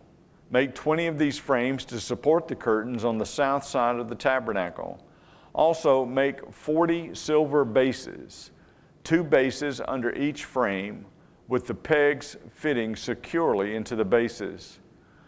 For the north side of the tabernacle, make another 20 frames with their 40 silver bases, 2 bases under each frame. Make 6 frames for the west side of the tabernacle, along with 2 additional frames to reinforce the rear corners of the tabernacle. These corner frames will be matched at the bottom and firmly attached at the top with a single ring, forming a single corner unit. Make both of these corner units the same way. So there will be 8 frames at the rear of the tabernacle, set in 16 silver bases, 2 bases under each frame. Make crossbars of acacia wood to link the frames, 5 crossbars for the north side of the tabernacle and 5 for the south side. Also make 5 crossbars for the rear of the tabernacle, which will face west. The middle crossbar, attached halfway up the frames, will run all the way from one end of the tabernacle to the other. Overlay the frames with gold and make gold rings to hold the crossbars. Overlay the crossbars with gold as well. Set up this tabernacle according to the pattern you were shown on the mountain. For inside of the tabernacle, make a special curtain of finely woven linen. Decorate it with blue, purple, and scarlet thread and with skillfully embroidered cherubim. Hang this curtain on the gold hooks and attach to 4 posts of acacia wood. Overlay the posts with gold and set them in 4 silver bases. Hang the inner curtain from clasp and put the Ark of the Covenant in the room behind it. This curtain will separate the holy place from the most holy place. Then put the Ark's cover, the place of atonement, on top of the Ark of the Covenant inside the most holy place. Place the table outside the inner curtain of the north side of the tabernacle, and place the lampstand across the room on the south side. Make another curtain for entrance to the sacred tent. Make it of finely woven linen and embroider it with exquisite designs using blue, purple, and scarlet thread. Craft 5 posts from acacia wood. Overlay them with gold and hang the curtain from them with gold hooks. Cast 5 bronze bases for the post. Plans for the altar of burnt offering, Exodus chapter 27. Using acacia wood, construct a square altar 7.5 feet wide, 7.5 feet long, and 4.5 feet high. Make horns for each of its corners so that the horns and altar are all one piece. Overlay the altar with bronze. Make ash buckets, shovels, basins, meat forks, and fry pans, all of bronze. Make a bronze grating for it and attach 4 bronze rings at its 4 corners. Install the grating halfway down the side of the altar under the ledge. For carrying the altar, make poles from acacia wood and overlay them with bronze. Insert the poles through the rings on the 2 sides of the altar. The altar must be hollow, made from planks. Build it just as you were shown on the mountain. Plans for the courtyard. Then make the courtyard for the tabernacle, enclosed with curtains made of finely woven linen. On the south side, make the curtains 150 feet long. They will be held up by 20 posts set securely in 20 bronze bases. Hang the curtains with silver hooks and rings. Make the curtains the same on the north side. 150 feet of curtains held up by 20 posts set securely in bronze bases. Hang the curtains with silver hooks and rings. The curtains on the west end of the courtyard will be 75 feet long, supported by 10 posts set into 10 bases. The east end of the courtyard, the front, will also be 75 feet long. The courtyard entrance will be on the east side, flanked by 2 curtains. The curtain on the right side will be 22.5 feet long, supported by 3 posts set in 3 bases. The curtain on the left side will also be 22.5 feet long, supported by 3 posts set into 3 bases. For the entrance to the courtyard, make a curtain that is 30 feet long. Make it from finely woven linen and decorate it with beautiful embroidery in blue, purple, and scarlet thread. Support it with 4 posts, each securely set in its own base. All the posts around the courtyard must have silver rings and hooks and bronze bases. So the entire courtyard will be 150 feet long and 75 feet wide, with curtains 7.5 feet high, made from finely woven linen. The bases for the posts will be made of bronze. All the articles used in the rituals of the tabernacle, including all the tent pegs used to support the tabernacle and the courtyard curtains, must be made of bronze. Light for the tabernacle. Command the people of Israel to bring you pure oil of pressed olives for the light, to keep the lamps burning continually. The lampstand will stand in the tabernacle in front of the inner curtain that shields the Ark of the Covenant. Aaron and his sons must keep the lamps burning in the Lord's presence all night. This is a permanent law for the people of Israel, and it must be observed from generation to generation. Clothing for the priest. Exodus chapter 28. Call for your brother Aaron and his sons Nadab, Abihu, Eleazar, and Ithamar. Set them apart from the rest of the people of Israel, so they may minister to me and be my priest. Make sacred garments for Aaron that are glorious and beautiful. Instruct all the skilled craftsmen whom I have filled with the spirit of wisdom. Have them make garments for Aaron that will distinguish him as a priest, set apart for my service. These are the garments they are to make: a chest piece, an ephod, a robe, a patterned tunic, a turban, and a sash. They're to make these sacred garments for your brother Aaron and his sons to wear when they serve me as priests. So give them fine linen cloth, gold thread, and blue and purple and scarlet thread. Design of the ephod. The craftsman must make the ephod of finely woven linen and skillfully embroider it with gold and with blue, purple, and scarlet thread. It will consist of 2 pieces, front and back, joined at the shoulders with 2 shoulder pieces. The decorative sash will be made of the same materials, finely woven linen embroidered with gold and with blue, purple, and scarlet thread. Take 2 onyx stones and engrave on them the names of the tribes of Israel. 6 names will be on each stone, arranged in the order of the births of the original sons of Israel. Engrave these names on the 2 stones in the same way a jeweler engraves a seal. Then mount the stones in the settings of gold filigree. Fasten the 2 stones on the shoulder pieces of the ephod as a reminder that Aaron represents the people of Israel. Aaron will carry these names on his shoulders as a constant reminder whenever he goes before the Lord.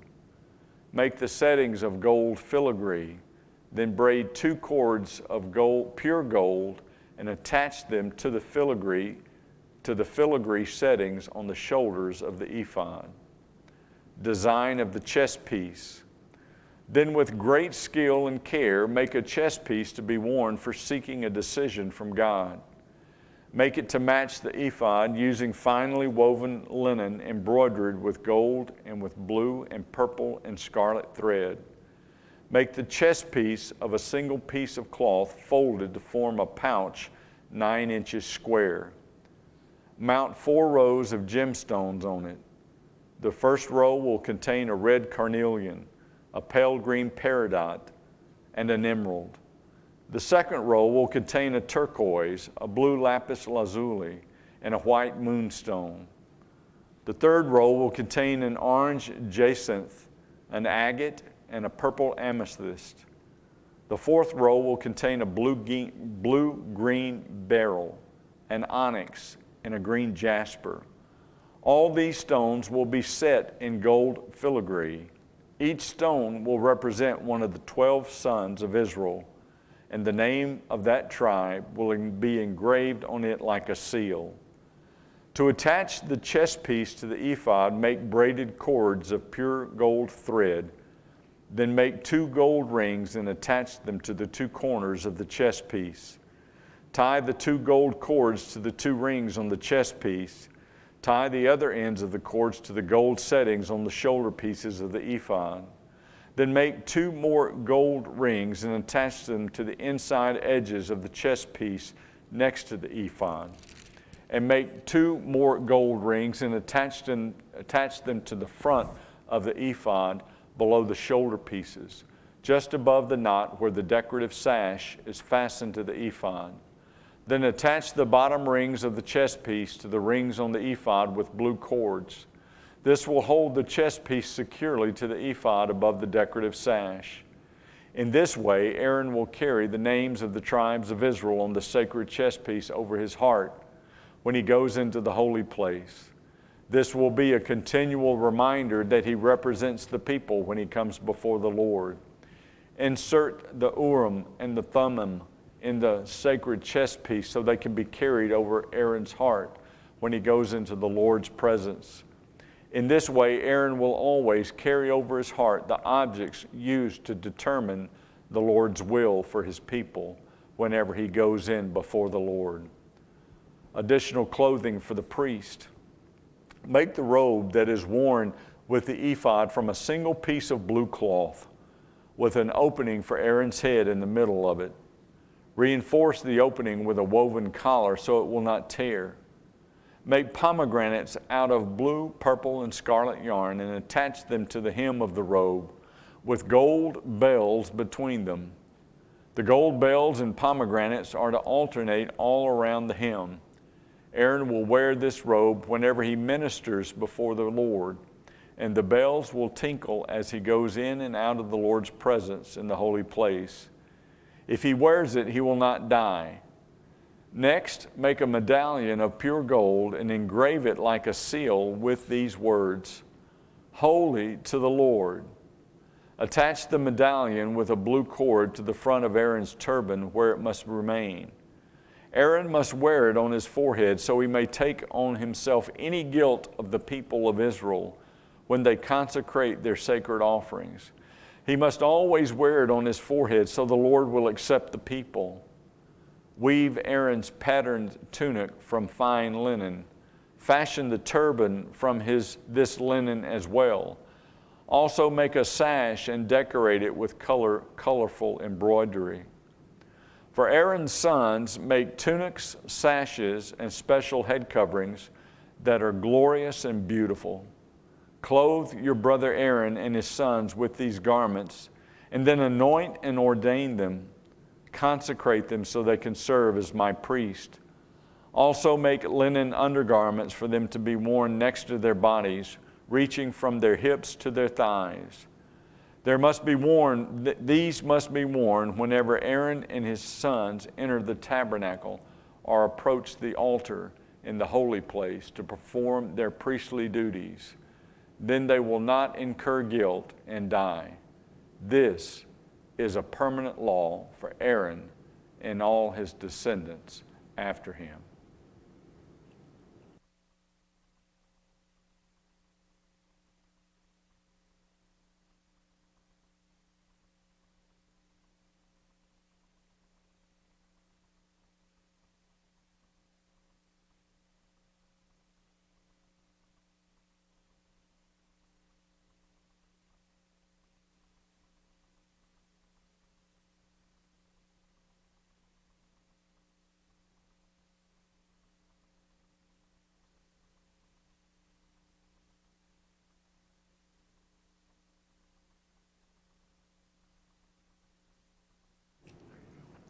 Dedication of the priest. Chapter 29. This is the ceremony you must follow when you consecrate Aaron and his sons to serve me as priests. Take a young bull and 2 rams with no defects. Then, using choice wheat flour and no yeast, make loaves of bread, thin cakes mixed with olive oil, and wafers spread with oil. Place them all in a single basket and present them at the entrance of the tabernacle, along with the young bull and the 2 rams. Present Aaron and his sons at the entrance of the tabernacle and wash them with water. Dress Aaron in his priestly garments, the tunic, the robe worn with the ephod, the ephod itself, and the chest piece. Then wrap the decorative sash of the ephod around him. Place the turban on his head and fasten the sacred medallion to the turban.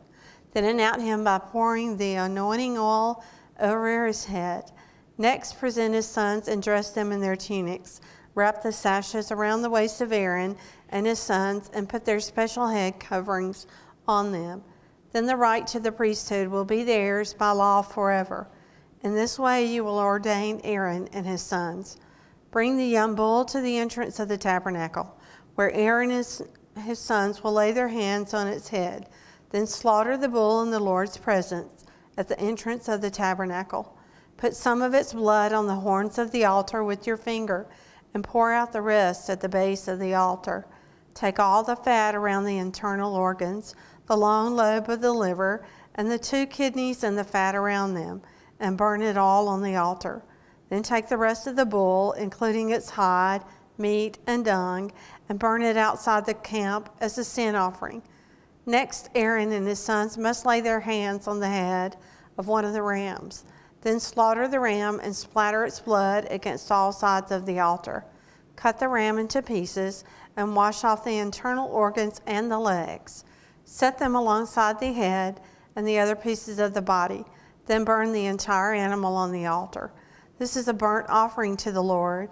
It is a pleasing aroma, a special gift presented to the Lord. Now take the other ram and have Aaron and his sons lay their hands on its head. Then slaughter it and apply some of its blood to the right earlobes of Aaron and his sons. Also put it on the thumbs of their right hands and the big toes of their right feet. Splatter the rest of the blood against all sides of the altar. Then take some of the blood from the altar and some of the anointing oil and sprinkle it on Aaron and his sons and on their garments. In this way they and their garments will be set apart as holy. Since this is the ram for the ordination of Aaron and his sons, take the fat of the ram, including the fat of the broad tail, the fat around the internal organs, the long lobe of the liver, and the 2 kidneys, and the fat around them, along with the right thigh. Then take 1 round loaf of bread, 1 thin cake mixed with olive oil, and 1 water from the basket of bread without yeast that was placed in the Lord's presence. Put all these things in the hands of Aaron and his sons, to be lifted up as a special offering to the Lord. Afterwards, take the various breads from their hands and burn them on the altar along with the burnt offering. It is a pleasing aroma to the Lord, a special gift for him. Then take the breast of Aaron's ordination ram and lift it up to the Lord's presence as a special offering to him. Then keep it as your own portion. Set aside the portions of the ordination ram that belong to Aaron and his sons. This includes the breast and the thigh that were lifted up before the Lord as a special offering. In the future, whenever the people of Israel lift up a peace offering, a portion of it must be set aside for Aaron and his descendants. This is their permanent right, and it is a sacred offering from the Israelites to the Lord. Aaron's sacred garments must be preserved for his descendants who succeed him, and they will wear them when they are anointed and ordained. The descendant who succeeds him as high priest will wear these clothes for 7 days as he ministers in the tabernacle and the holy place. Take the ram used in the ordination ceremony and boil its meat in a sacred place. Then Aaron and his sons will eat this meat along with the bread in the basket at the tabernacle entrance. They alone may eat the meat and bread used for their purification in the ordination ceremony. No one else may eat them, for these things are set apart and holy. If any of the ordination meat or bread remains until the morning, it must be burned. It may not be eaten, for it is holy. This is how you will ordain Aaron and his sons to their offices, just as I have commanded you. The ordination ceremony will go on for 7 days. Each day you must sacrifice a young bull as a sin offering to purify them, making them right with the Lord. Afterward, cleanse the altar by purifying it. Make it holy by anointing it with oil. Purify the altar and consecrate it every day for 7 days. After that, the altar will be absolutely holy, and whatever touches it will become holy. These are the sacrifices you are to offer regularly on the altar. Each day offer 2 lambs that are a year old, one in the morning and the other in the evening. With one of them, offer 2 quarts of choice flour mixed with 1 quart of pure oil of pressed olives. Also, offer 1 quart of wine as a liquid offering. Offer the other lamb in the evening, along with the same offerings of flour and wine as in the morning. It will be a pleasing aroma, a special gift presented to the Lord. These burnt offerings are to be made each day from generation to generation. Offer them in the Lord's presence at the tabernacle entrance. There I will meet with you and speak with you. I will meet the people of Israel there, in the place made holy by my glorious presence. Yes, I will consecrate the tabernacle and the altar, and I will consecrate Aaron and his sons to serve me as priests. Then I will live among the people of Israel and be their God, and they will know that I am the Lord their God. I am the one who brought them out of the land of Egypt so that I could live among them. I am the Lord their God. Plans for the incense altar, chapter 30. Then make another altar of acacia wood for burning incense. Make it 18 inches square and 36 inches high, with horns at the corners carved from the same piece of wood as the altar itself. Overlay the top, sides, and horns of the altar with pure gold, and run a gold molding around the entire altar. Make 2 gold rings and attach them on opposite sides of the altar, below the gold molding to hold the carrying poles. Make the poles of acacia wood and overlay them with gold. Place the incense altar just outside the inner curtain that shields the Ark of the Covenant. In front of the ark, cover the place of atonement that covers the tablets inscribed with the terms of the covenant. I will meet with you there. Every morning when Aaron maintains the lamps, he must burn fragrant incense on the altar. And each evening when he lights the lamps, he must again burn incense in the Lord's presence. This must be done from generation to generation. Do not offer any unholy incense on this altar, or any burnt offerings, grain offerings, or liquid offerings. Once a year, Aaron must purify the altar by smearing its horns with blood from the offering made to purify the people from their sin. This will be a regular annual event from generation to generation, for this is the Lord's most holy altar. Money for the tabernacle. Then the Lord said to Moses, "Whenever you take a census of the people of Israel, each man who is counted must pay a ransom for himself to the Lord. Then no plague will strike the people as you count them. Each person who is counted must give a small piece of silver as a sacred offering to the Lord. This payment is half a shekel, based on the sanctuary shekel, which equals 20 gerahs. All who have reached their 20th birthday must give this sacred offering to the Lord.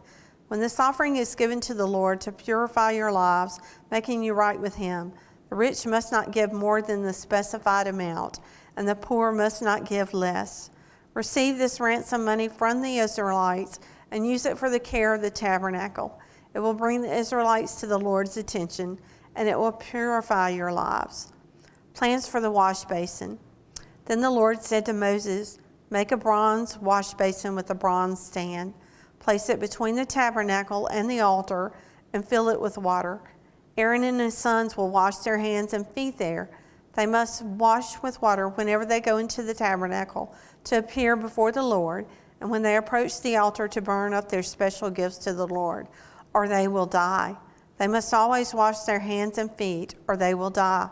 This is a permanent law for Aaron and his descendants, to be observed from generation to generation." The anointing oil. Then the Lord said to Moses, "Collect choice spices, 12.5 pounds of pure myrrh, 6 1/4 pounds of fragrant cinnamon, 6 1/4 pounds of fragrant calamus, and 12.5 pounds of cassia, as measured by the weight of the sanctuary shekel. Also get 1 gallon of olive oil. Like a skilled incense maker, blend these ingredients to make a holy anointing oil. Use this sacred oil to anoint the tabernacle, the Ark of the Covenant, the table and all its utensils, the lampstand and all its accessories, the incense altar, the altar of burnt offering and all its utensils, and the wash basin with its stand. Consecrate them to make them absolutely holy. After this, whatever touches them will also become holy. Anoint Aaron and his sons also, consecrating them to serve me as priests. And say to the people of Israel, this holy anointing oil is reserved for me from generation to generation. It must never be used to anoint anyone else, and you must never make any blend like it for yourselves.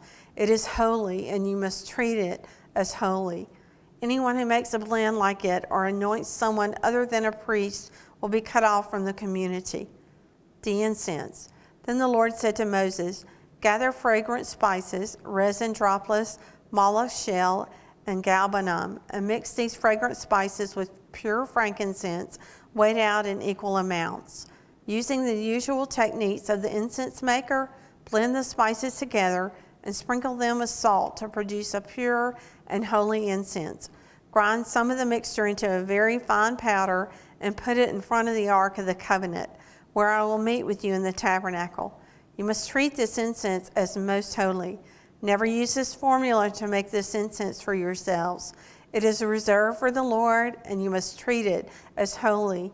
Anyone who makes incense like this for personal use will be cut off from the community. Craftsmen, Bezalel and Oholiab. Then, chapter 31. Then the Lord said to Moses, look, I have specifically chosen Bezalel, son of Uri, grandson of Hur, or the tribe of Judah. I filled him with the Spirit of God, giving him great wisdom, ability, and expertise in all kinds of crafts.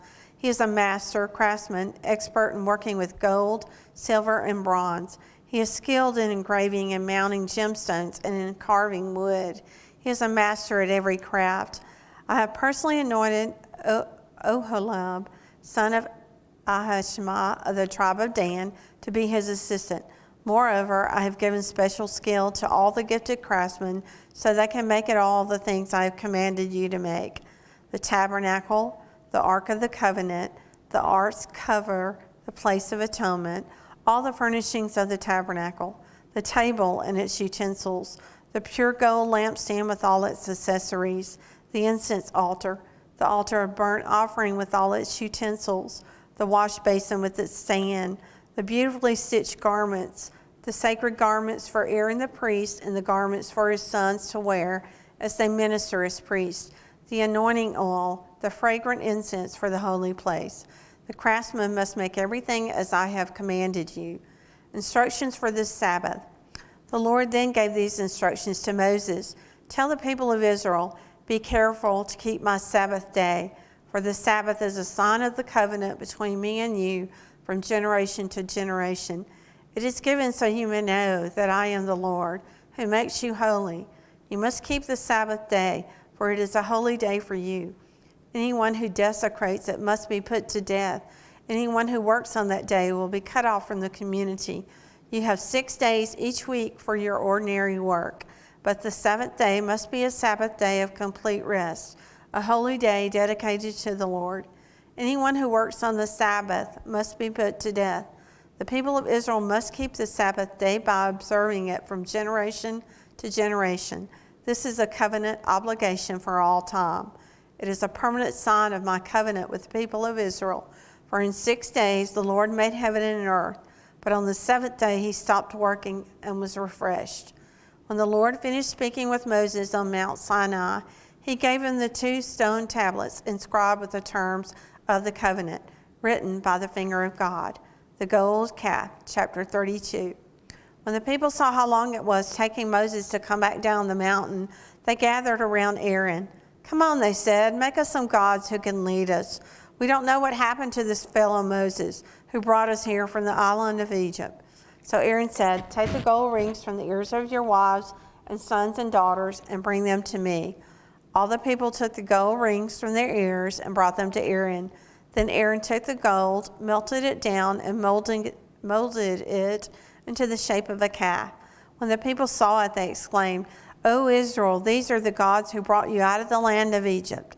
Aaron saw how excited the people were, so he built an altar in front of the calf. Then he announced, "Tomorrow will be a festival to the Lord." The people got up early the next morning to sacrifice burnt offerings and peace offerings. After this, they celebrated with feasting and drinking, and they indulged in pagan revelry. The Lord told Moses, "Quick, go down the mountain. Your people whom you have brought from the land of Egypt have corrupted themselves. How quickly they have turned away from the way I commanded them to live.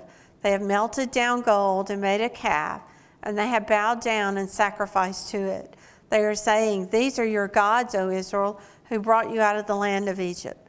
Then the Lord said, "I have seen how stubborn and rebellious these people are. Now leave me alone so my fierce anger can blaze against them, and I will destroy them. Then I will make you, Moses, into a great nation." But Moses tried to pacify the Lord his God. "O Lord," he said, "why are you so angry with your own people, whom you brought from the land of Egypt, with such great power and such a strong hand? Why let the Egyptians say their God rescued them with the evil intention of slaughtering them in the mountains and wiping them from the face of the earth? Turn away from your fierce anger. Change your mind about this terrible disaster you have threatened against your people. Remember your servants, Abraham, Isaac, and Jacob. You bound yourself with an oath to them, saying, 'I will make your descendants as numerous as the stars of heaven, and I will give them all of this land that I have promised to your descendants, and they will possess it forever.' So the Lord changed his mind about the terrible disaster he had threatened to bring on his people. Then Moses turned and went down the mountain. He held in his hands the 2 stone tablets inscribed with the terms of the covenant. They were inscribed on both sides, front and back. These tablets were God's work. The words on them were written by God himself. When Joshua heard the boisterous noise of the people shouting below them, he exclaimed to Moses, "It sounds like war in the camp." But Moses replied, "No, it's not a shout of victory nor the wailing of defeat. I hear the sound of a celebration." When they came near the camp, Moses saw the calf and the dancing, and he burned with anger. He threw the stone tablets to the ground, smashing them at the foot of the mountain. He took the calf they had made and burned it. Then he ground it into powder, threw it into the water, and forced the people to drink it. Finally, he turned to Aaron and demanded, "What did these people do to you to make you bring such terrible sin upon them?" "Don't get so upset, my lord," Aaron replied. "You yourself know how evil these people are. They said to me, 'Make us gods who will lead us.' We don't know what happened to this fellow Moses, who brought us here from the land of Egypt. So I told them, 'Whoever has gold jewelry, take it off.' When they brought it to me, I simply threw it into the fire, and out came this calf." Moses saw that Aaron had let the people get completely out of control, much to the amusement of their enemies. So he stood at the entrance to the camp and shouted, "All of you who are on the Lord's side, come here and join me." And all the Levites gathered around him. Moses told them, "This is what the Lord, the God of Israel, says. Each of you take your swords and go back and forth from one end of the camp to the other. Kill everyone, even your brothers, friends, and neighbors." The Levites obeyed Moses' command, and about 3,000 people died that day. Then Moses told the Levites, "Today you have ordained yourselves for the service of the Lord, for you obeyed him, even though it meant killing your own sons and brothers. Today you have earned a blessing." Moses intercedes for Israel. The next day Moses said to the people, "You have committed a terrible sin, but I will go back up to the Lord on the mountain. Perhaps I will be able to obtain forgiveness for your sin." So Moses returned to the Lord and said, "Oh, what a terrible sin these people have committed. They have made gods of gold for themselves. But now, if you will only forgive their sin, but if not, erase my name from the record you have written." But the Lord replied to Moses, "No, I will erase the name of everyone who has sinned against me. Now go, lead the people to the place I told you about. Look, my angel will lead the way before you, and when I come to call the people to account, I will certainly hold them responsible for their sins." Then the Lord sent a great plague upon the people because they had worshipped the calf Aaron had made. Chapter 33. The Lord said to Moses, "Get going, you and the people you brought up from the land of Egypt. Go up to the land I swore to give to Abraham, Isaac, and Jacob. I told them, I will give this land to your descendants, and I will send an angel before you to drive out the Canaanites, Amorites, Hittites, Perizzites, Hivites, and Jebusites. Go up to this land that flows with milk and honey, but I will not travel among you, for you are a stubborn and rebellious people. If I did, I would surely destroy you along the way. When the people heard these stern words, they went into mourning and stopped wearing their jewelry and fine clothes. For the Lord had told Moses to tell them, you are a stubborn and rebellious people. If I were to travel with you for even a moment, I would destroy you. Remove your jewelry and fine clothes while I decide what to do with you. So from the time they left Mount Sinai, the Israelites wore no more jewelry or fine clothes. It was Moses' practice to take the tent of meeting and set it up some distance from the camp. Everyone who wanted to make a request of the Lord would go to the tent of meeting outside the camp. Whenever Moses went out to the tent of meeting, all the people would get up and stand in the entrances of their own tents. They would all watch Moses until he disappeared inside. As he went into the tent, the pillar of cloud would come down and hover at its entrance while the Lord spoke with Moses. When the people saw the cloud standing at the entrance of the tent, they would stand and bow down in front of their own tents. Inside the tent of meeting, the Lord would speak to Moses face to face as one speaks to a friend. Afterward, Moses would return to the camp, but the young man who assisted him, Joshua, son of Nun, would remain behind in the tent of meeting. Moses sees the Lord's glory. One day, Moses said to the Lord, you have been telling me, take these people up to the promised land, but you haven't told me whom you will send with me. You have told me, I know you by name, and I look favorably on you. If it is true that you look favorably on me, let me know your ways so I may understand you more fully and continue to enjoy your favor. And remember that this nation is your very own people. The Lord replied, I will personally go with you, Moses, and I will give you rest. Everything will be fine for you. Then Moses said, if you don't personally go with us, don't make us leave this place. How will anyone know that you look favorably on me and on your people if you don't go with us? For your presence among us sets your people and me apart from all other people on the earth. The Lord replied to Moses, I will indeed do what you have asked, for I look favorably on you, and I know you by name. Moses responded, then show me your glorious presence.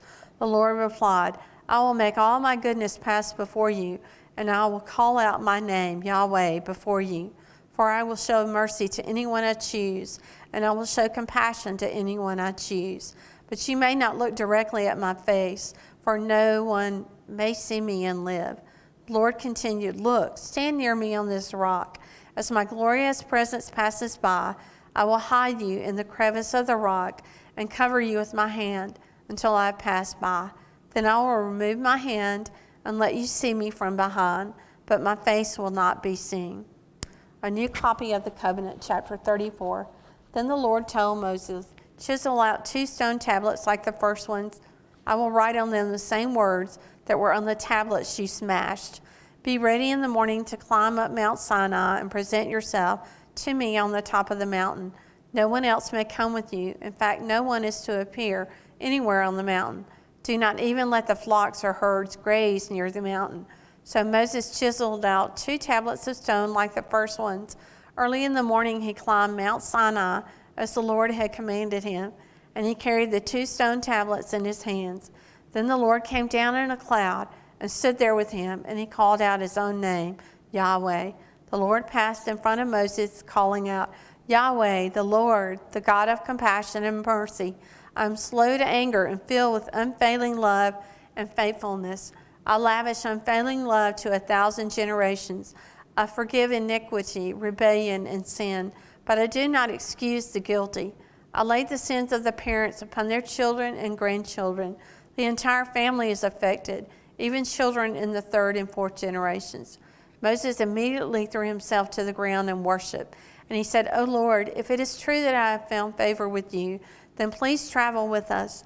Yes, this is a stubborn and rebellious people, but please forgive our iniquity and our sins. Claim us as your own special possession. The Lord replied, listen, I'm making a covenant with you in the presence of all your people. I will perform miracles that have never been performed anywhere in all the earth or in any nation.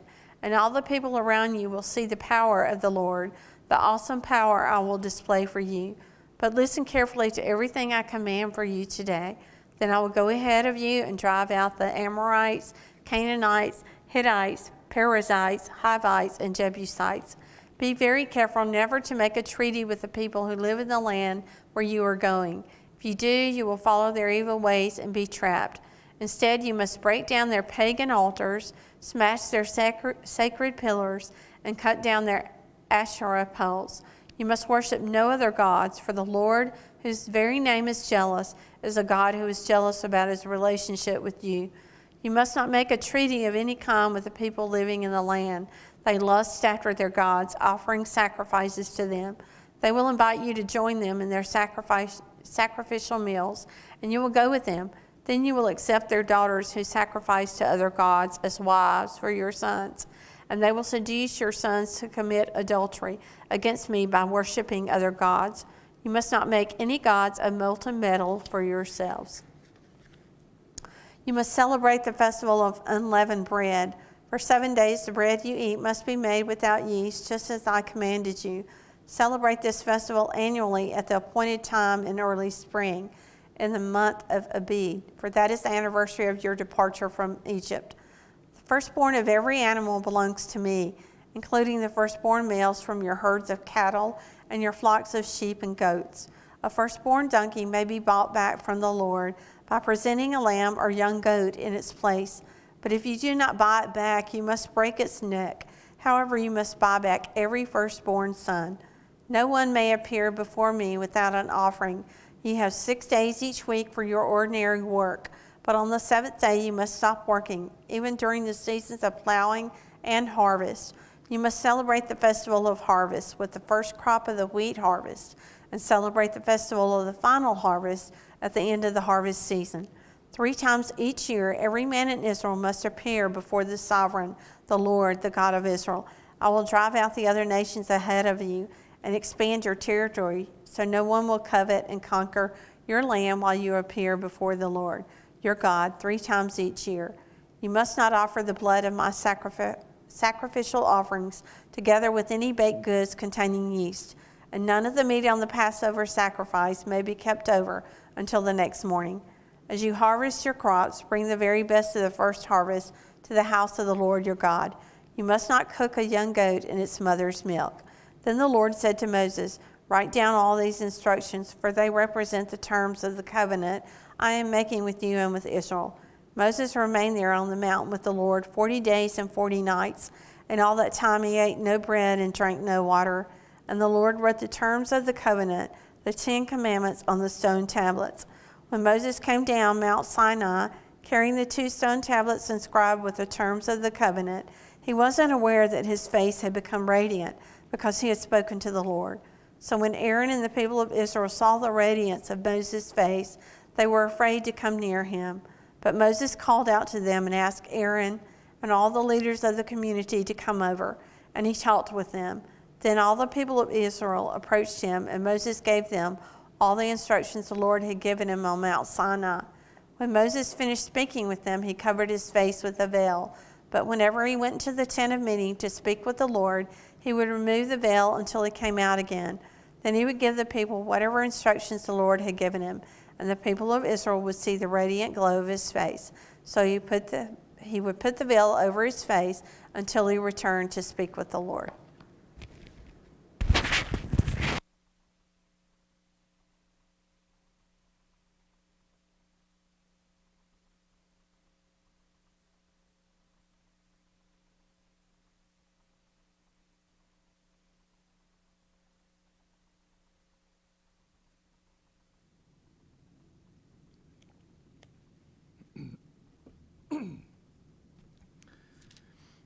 Exodus chapter 35. Then Moses gathered all the congregation of the children of Israel together and said to them, these are the words which the Lord has commanded you to do.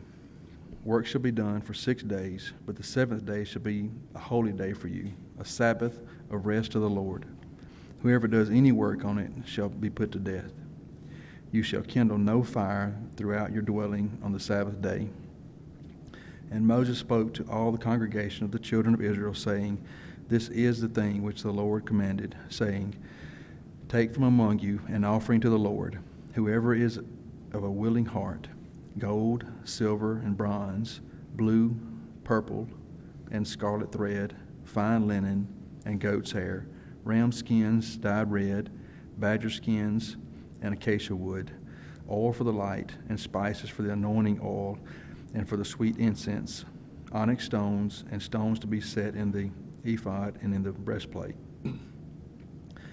All who are gifted artisans among you shall come and make all that the Lord has commanded: the tabernacle, its tent, its covering, its clasps, its boards, its bars, its pillars, and its sockets, the ark and its poles, with the mercy seat, and the veil of the covering, the table and its poles, and its utensils, and the showbread, also the lampstand for the light, its utensils, its lamps, and the oil for the light, the incense altar, its poles, the anointing oil, the sweet incense, and the screen for the door at the entrance of the tabernacle, the altar of burnt offerings with its bronze grating, its poles, all its utensils, and the laver and its base, the hangings of the court, its pillars, their sockets, and the screen for the gate of the court, the pegs of the tabernacle, the pegs of the court, and their cords, the garments of ministry for ministering in the holy place, the holy garments for Aaron,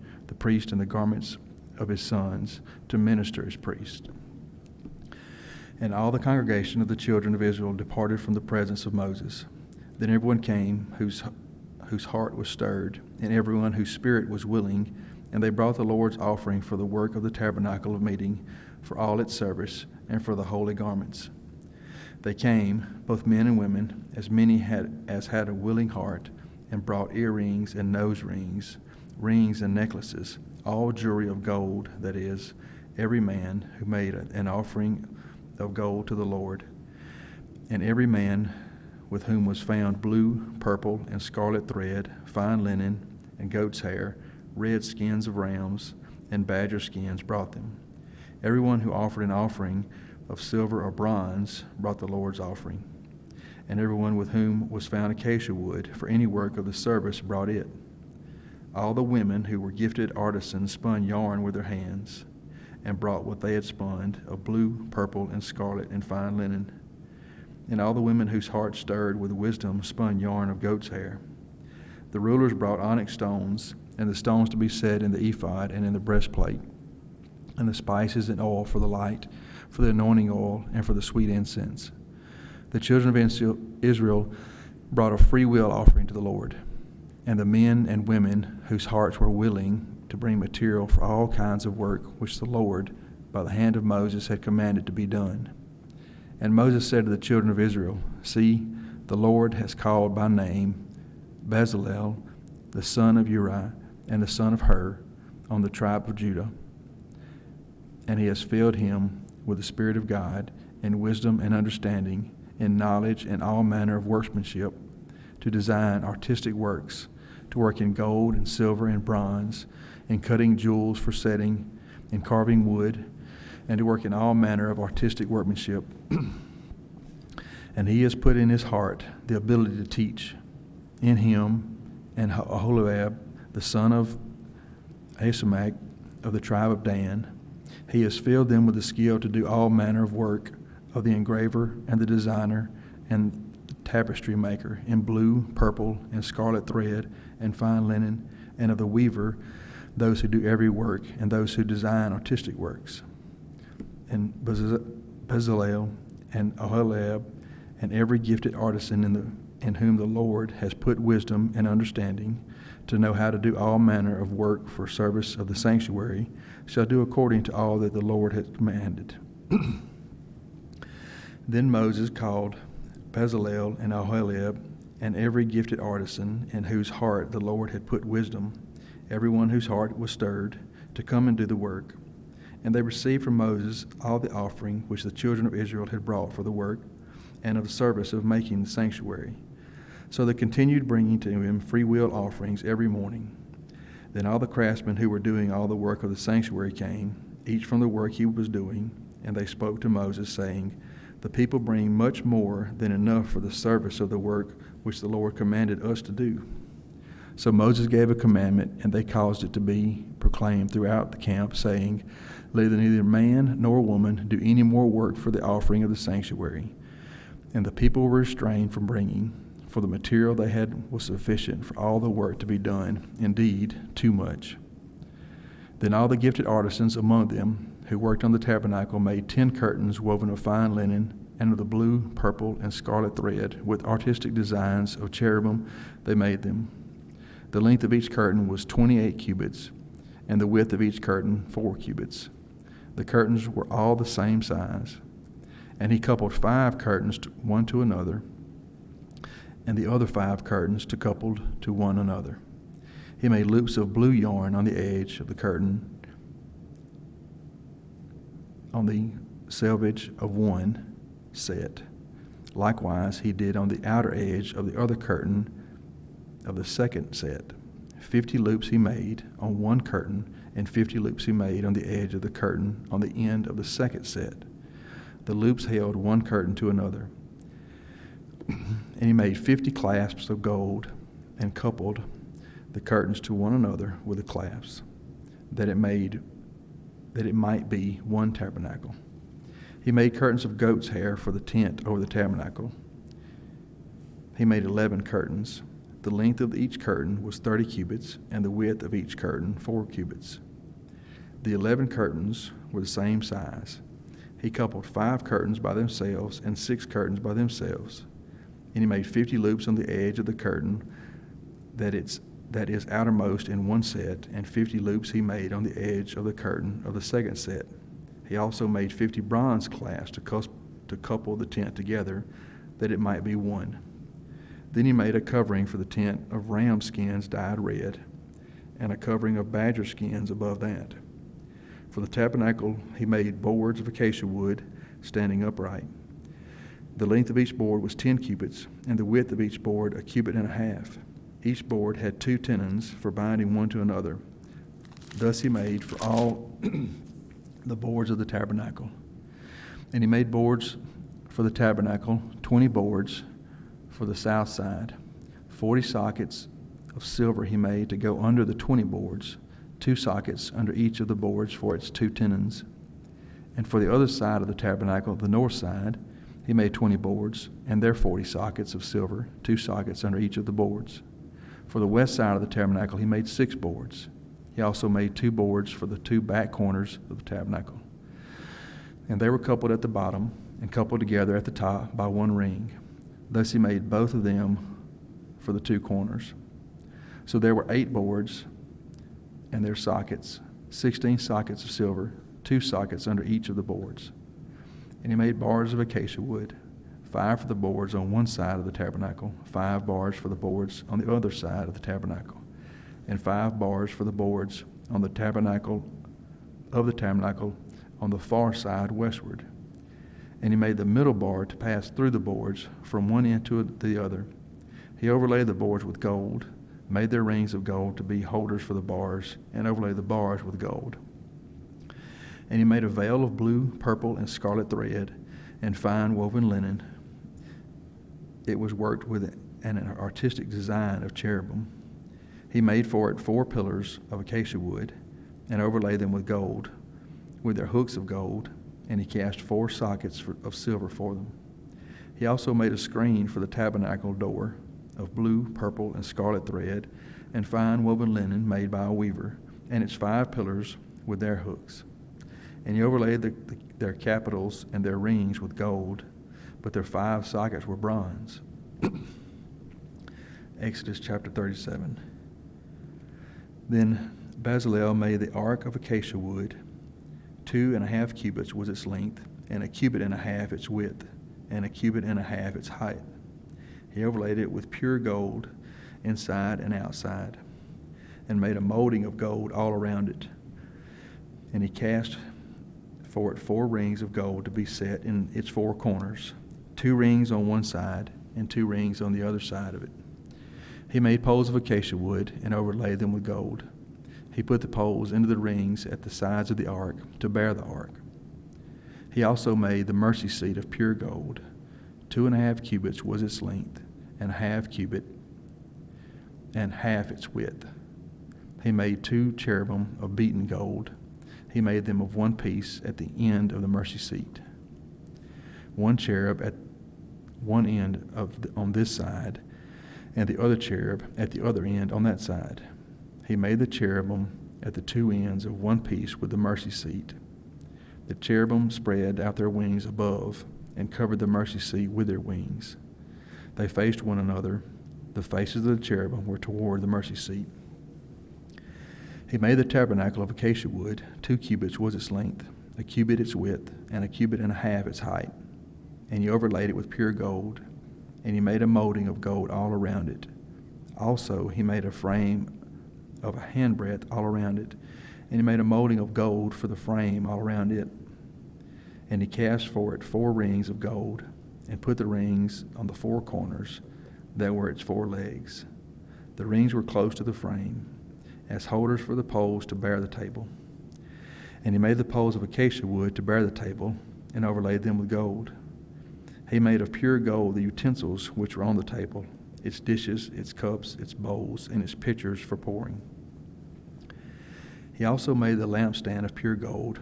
Of hammered work he made the lampstand, its shaft, its branches, its bowls, its ornamental knobs, and its flowers were of the same piece.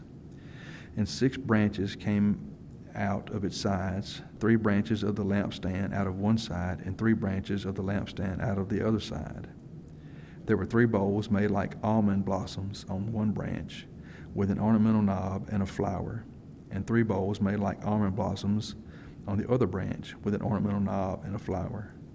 And so for the 6 branches coming out of the lampstand. And the lampstand itself were 4 bowls made like almond blossoms, each with its ornamental knob and flower. There was a knob under the first 2 branches of the same, a knob under the second 2 branches of the same, and a knob under the third 2 branches of the same, according to the 6 branches extending from it. Their knobs and their branches were of one piece, and all of it was one hammered piece of pure gold. And he made it 7 lamps, its wick trimmers, and its trays of pure gold. Of a talent of pure gold he made it, with all its utensils. He made the incense altar of acacia wood. Its length was 1 cubit, and its width 1 cubit. It was square, and 2 cubits was its height. Its horns were of one piece with it. And he overlaid it with pure gold, its top, its sides all around, and its horns. He also made for it a molding of gold all around it. He made 2 rings of gold for it under its molding by its 2 corners on both sides, as holders for the poles which were to bear it. And he made the poles of acacia wood and overlaid them with gold. He also made the holy anointing oil and pure incense of sweet spices, according to the work of the perfumer. Exodus chapter 38. He made the altar of burnt offering of acacia wood. 5 cubits was its length, and 5 cubits its height, its width, and it was square, and its height was 3 cubits. He made its horns on its 4 corners. The horns were of one piece with it, and he overlaid it with bronze. He made all the utensils for the altar, the pans, the shovels, the basins, the forks, and the fire pans. All its utensils he made of bronze. And he made a grate of bronze network for the altar. Under its rim, midway from the bottom, he cast 4 rings for the 4 corners of the bronze grating, as holders for the poles. And he made the poles of acacia wood and overlaid them with bronze. Then he put the poles into the rings on the side of the altar, which were to bear it. He made the altar hollow with boards. He made the laver of bronze and its base of bronze from the bronze mirrors of the serving women who assembled at the door of the tabernacle of meeting. Then he made the court on the south side. The hangings of the court were of fine woven linen, 100 cubits long. There were 20 pillars for them, with 20 bronze sockets. The hooks of the pillars and their bands were silver. On the north side, the hangings were 100 cubits long, with 20 pillars and their 20 bronze sockets. The hooks of the pillars and their bands were silver. And on the west side, there were hangings of 50 cubits, with 10 pillars and their 10 sockets. The hooks of the pillars and their bands were silver. For the east side, the hangings were 50 cubits, and the hangings of one side of the gate were 15 cubits long, with their 3 pillars and their 3 sockets, and the same for the other side of the court gate. On this side and that were hangings of 15 cubits, with their 3 pillars and their 3 sockets. All the hangings of the court all around were of fine woven linen. The sockets for the pillars were bronze, the hooks of the pillars and their bands were silver, and the overlay of their capitals was silver, and all the pillars of the court had bands of silver. The screen for the gate of the court was woven of blue, purple, and scarlet thread, and of fine woven linen. The length was 20 cubits, and the height along its width was 5 cubits, corresponding to the hangings of the court. And there were 4 pillars with their 4 sockets of bronze. Their hooks were silver, and their overlay capitals and their bands was silver. All the pegs of the tabernacle and of the court all around were bronze. This is the inventory of the tabernacle, and the tabernacle of the testimony, which was counted according to the commandment of Moses, for the service of the Levites by the hand of Ithamar, son of Aaron, the priest. Bezalel, the son of Uri, and the son of Hur, of the tribe of Judah, made all that the Lord had commanded Moses. And with him was Oholiab, the son of Ahisamach, of the tribe of Dan, an engraver and designer, a weaver of blue, purple, and scarlet thread, and of fine linen. All the gold that was used in the work of the holy place, that is, the gold of the offering, was 29 talents and 730 shekels, according to the shekel of the sanctuary. And the silver from those who were numbered of the congregation was 100 talents and 1,775 shekels, according to the shekel of the sanctuary. A bekah for each man, that is, half a shekel, according to the shekel of the sanctuary, for everyone included in the numbering from 20 years old and above, for 603,550 men. And from the 100 talents of silver were cast the sockets of the sanctuary and the bases of the veil, 100 sockets from the 100 talents, 1 talent for each socket. Then from the 1,775 shekels he made hooks for the pillars, overlaid their capitals, and made bands for them. The offerings of bronze was 70 talents and 2,400 shekels. And with it he made the sockets for the door of the tabernacle of meeting, the bronze altar, the bronze grating for it, and all the utensils for the altar, the sockets for the court all around, the bases for the court gate, and all the pegs for the tabernacle, and all the pegs for the court all around. Exodus chapter 39. Of the blue, purple, and scarlet thread they made garments of ministry, for ministering in the holy place, and made the holy garments for Aaron, as the Lord had commanded Moses. He made the ephod of gold, blue, purple, and scarlet thread, and of fine woven linen. And they beat the gold into sheets and cut it into threads to work it with the blue, purple, and scarlet thread and the fine linen into artistic designs. They made shoulder straps for it to couple it together. It was coupled together as its 2 edges. And the intricately woven band of his ephod that was on it was of the same workmanship, woven of gold, blue, purple, and scarlet thread, and of fine woven linen, as the Lord had commanded Moses.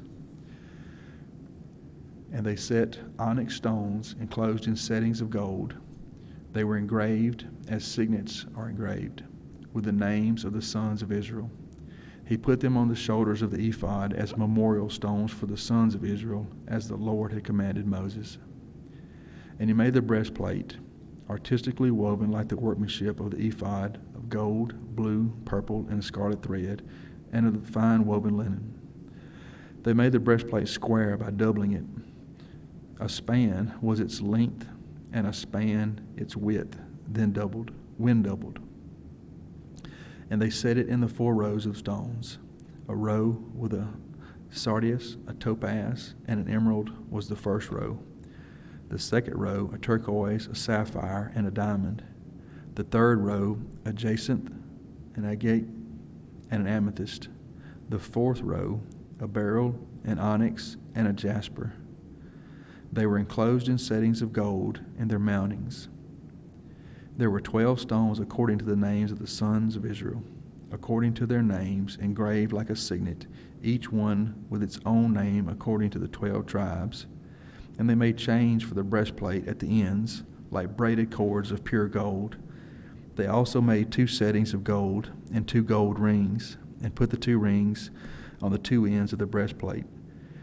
And they put the 2 braided chains of gold in the 2 rings on the ends of the breastplate. The 2 ends of the 2 braided chains they fastened in the 2 settings, and put them on the shoulder straps of their ephod in the front.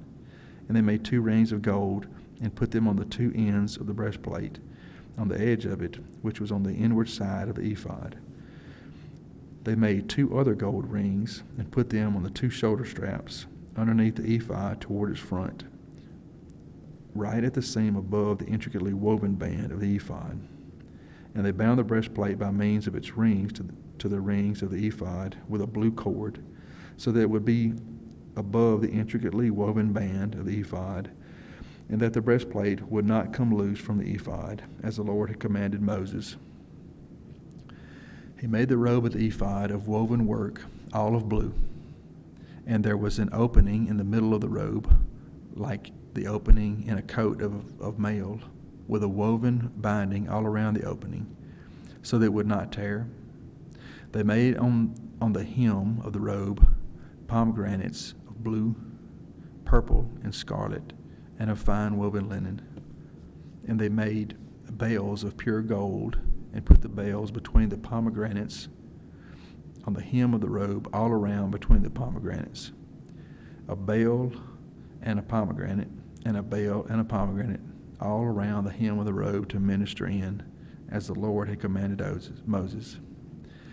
They made tunics, artistically woven of fine linen, for Aaron and his sons, a turban of fine linen, exquisite hats of fine linen, short trousers of fine woven linen, and a sash of fine woven linen with blue, purple, and scarlet thread, made by a weaver, as the Lord had commanded Moses.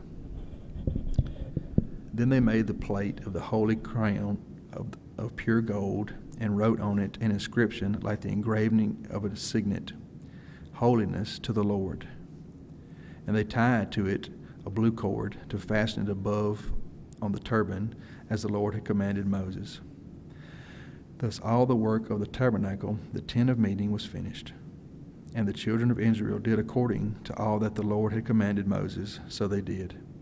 And they brought the tabernacle to Moses, the tent and all its furnishings, its clasps, its boards, its bars, its pillars, and its sockets, the covering of ram skins dyed red, the covering of badger skins, and the veil of the covering, the ark of the testimony with its poles, and the mercy seat, the table, all its utensils, and the showbread, the pure gold lampstand with its lamps, the lamps set in order, all its utensils, and the oil for light, the gold altar, the anointing oil, and the sweet incense, the screen of the tabernacle door, the bronze altar, and its grate of bronze, and its poles, and all its utensils, the laver with its base, the hangings of the court, its pillars, and its sockets, the screen for the court gate, its cords, and its pegs, all its utensils for the service of the tabernacle, for the tent of meeting,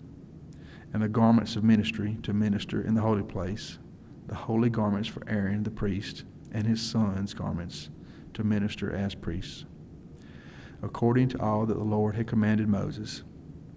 So the children of Israel did all the work. Then Moses looked over all the work, and indeed they had done it, as the Lord had commanded, just as they had done it. And Moses blessed them. Exodus chapter 40. Then the Lord spoke to Moses, saying, On the first day of the first month you shall set up the tabernacle of the tent of meeting. You shall put in it the ark of the testimony, and partition off the ark with the veil. You shall bring in the table and arrange the things that are to be set in order on it. And you shall bring in the lampstand and light its lamps. You shall also set the altar of gold for the incense before the ark of testimony, and put up the screen for the door of the tabernacle.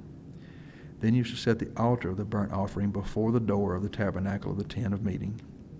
And you shall set the laver between the tabernacle of meeting and the altar, and put water in it. You shall set up the court all around, and hang up the screen at the court gate. And you shall take the anointing oil, and anoint the tabernacle, and all that is in it, and you shall hallow it, and all its utensils, and it shall be holy. You shall anoint the altar of burnt offering, and all its utensils, and consecrate the altar. The altar shall be most holy, and you shall anoint the laver in its base, and consecrate it. Then you shall bring Aaron and his sons to the door of the tabernacle of meeting, and wash them with water. You shall put the holy garments on Aaron, and anoint him, and consecrate him, that he may minister to me as priest. And you shall bring his sons, and clothe them with tunics. You shall anoint them as you anointed their father, and they may minister to me as priests. For their anointing shall surely be an everlasting priesthood throughout their generations. Thus Moses did, according to all that the Lord had commanded him, so he did. And it came to pass in the first month of the second year, on the first day of the month, that the tabernacle was raised up. So Moses raised up the tabernacle, fastened its sockets, set up its boards, put its bars, and raised up its pillars. And he spread out the tent over the tabernacle, and put the covering of the tent on top of it, as the Lord had commanded Moses. He took the testimony and put it in the ark, inserted the poles through the rings of the ark, and put the mercy seat on top of the ark. And he brought the ark into the tabernacle, hung up the veil of the covering, and partitioned off the ark of the testimony, as the Lord had commanded Moses. He put the table in the tabernacle of meeting on the north side of the tabernacle, outside the veil. And he set the bread in order upon it before the Lord, as the Lord had commanded Moses. He put the lampstand in the tabernacle of meeting, across from the table, on the south side of the tabernacle, and he lit the lamps before the Lord, as the Lord had commanded Moses. He put the gold altar in the tabernacle of meeting in front of the veil, and he burned sweet incense on it. As the Lord had commanded Moses, he hung up the screen at the door of the tabernacle, and he put the altar of burnt offering before the door of the tabernacle of the tent of meeting, and offered upon it the burnt offering and the grain offering, as the Lord had commanded Moses. He set the laver between the tabernacle of meeting and the altar, and he put water therefore for washing. And Moses, Aaron, and his sons would wash their hands and their feet with water from it. Whenever they went into the tabernacle of meeting, and when they came near the altar, they washed, as the Lord had commanded Moses. And he raised up the court all around the tabernacle and the altar, and hung up the screen of the court gate. So Moses finished the work. Then the cloud covered the tabernacle of meeting, and the glory of the Lord filled the tabernacle. As Moses was not able to enter the tabernacle of meeting, because the cloud rested above it, and the glory of the Lord filled the tabernacle. Whenever the cloud was taken up from above the tabernacle, the children of Israel would go onward in all journeys. But if the cloud was not taken up, they did not journey till the day that it was taken up. For the cloud of the Lord was above the tabernacle by day, and fire was over it by night, in the sight of all the house of Israel throughout all their journeys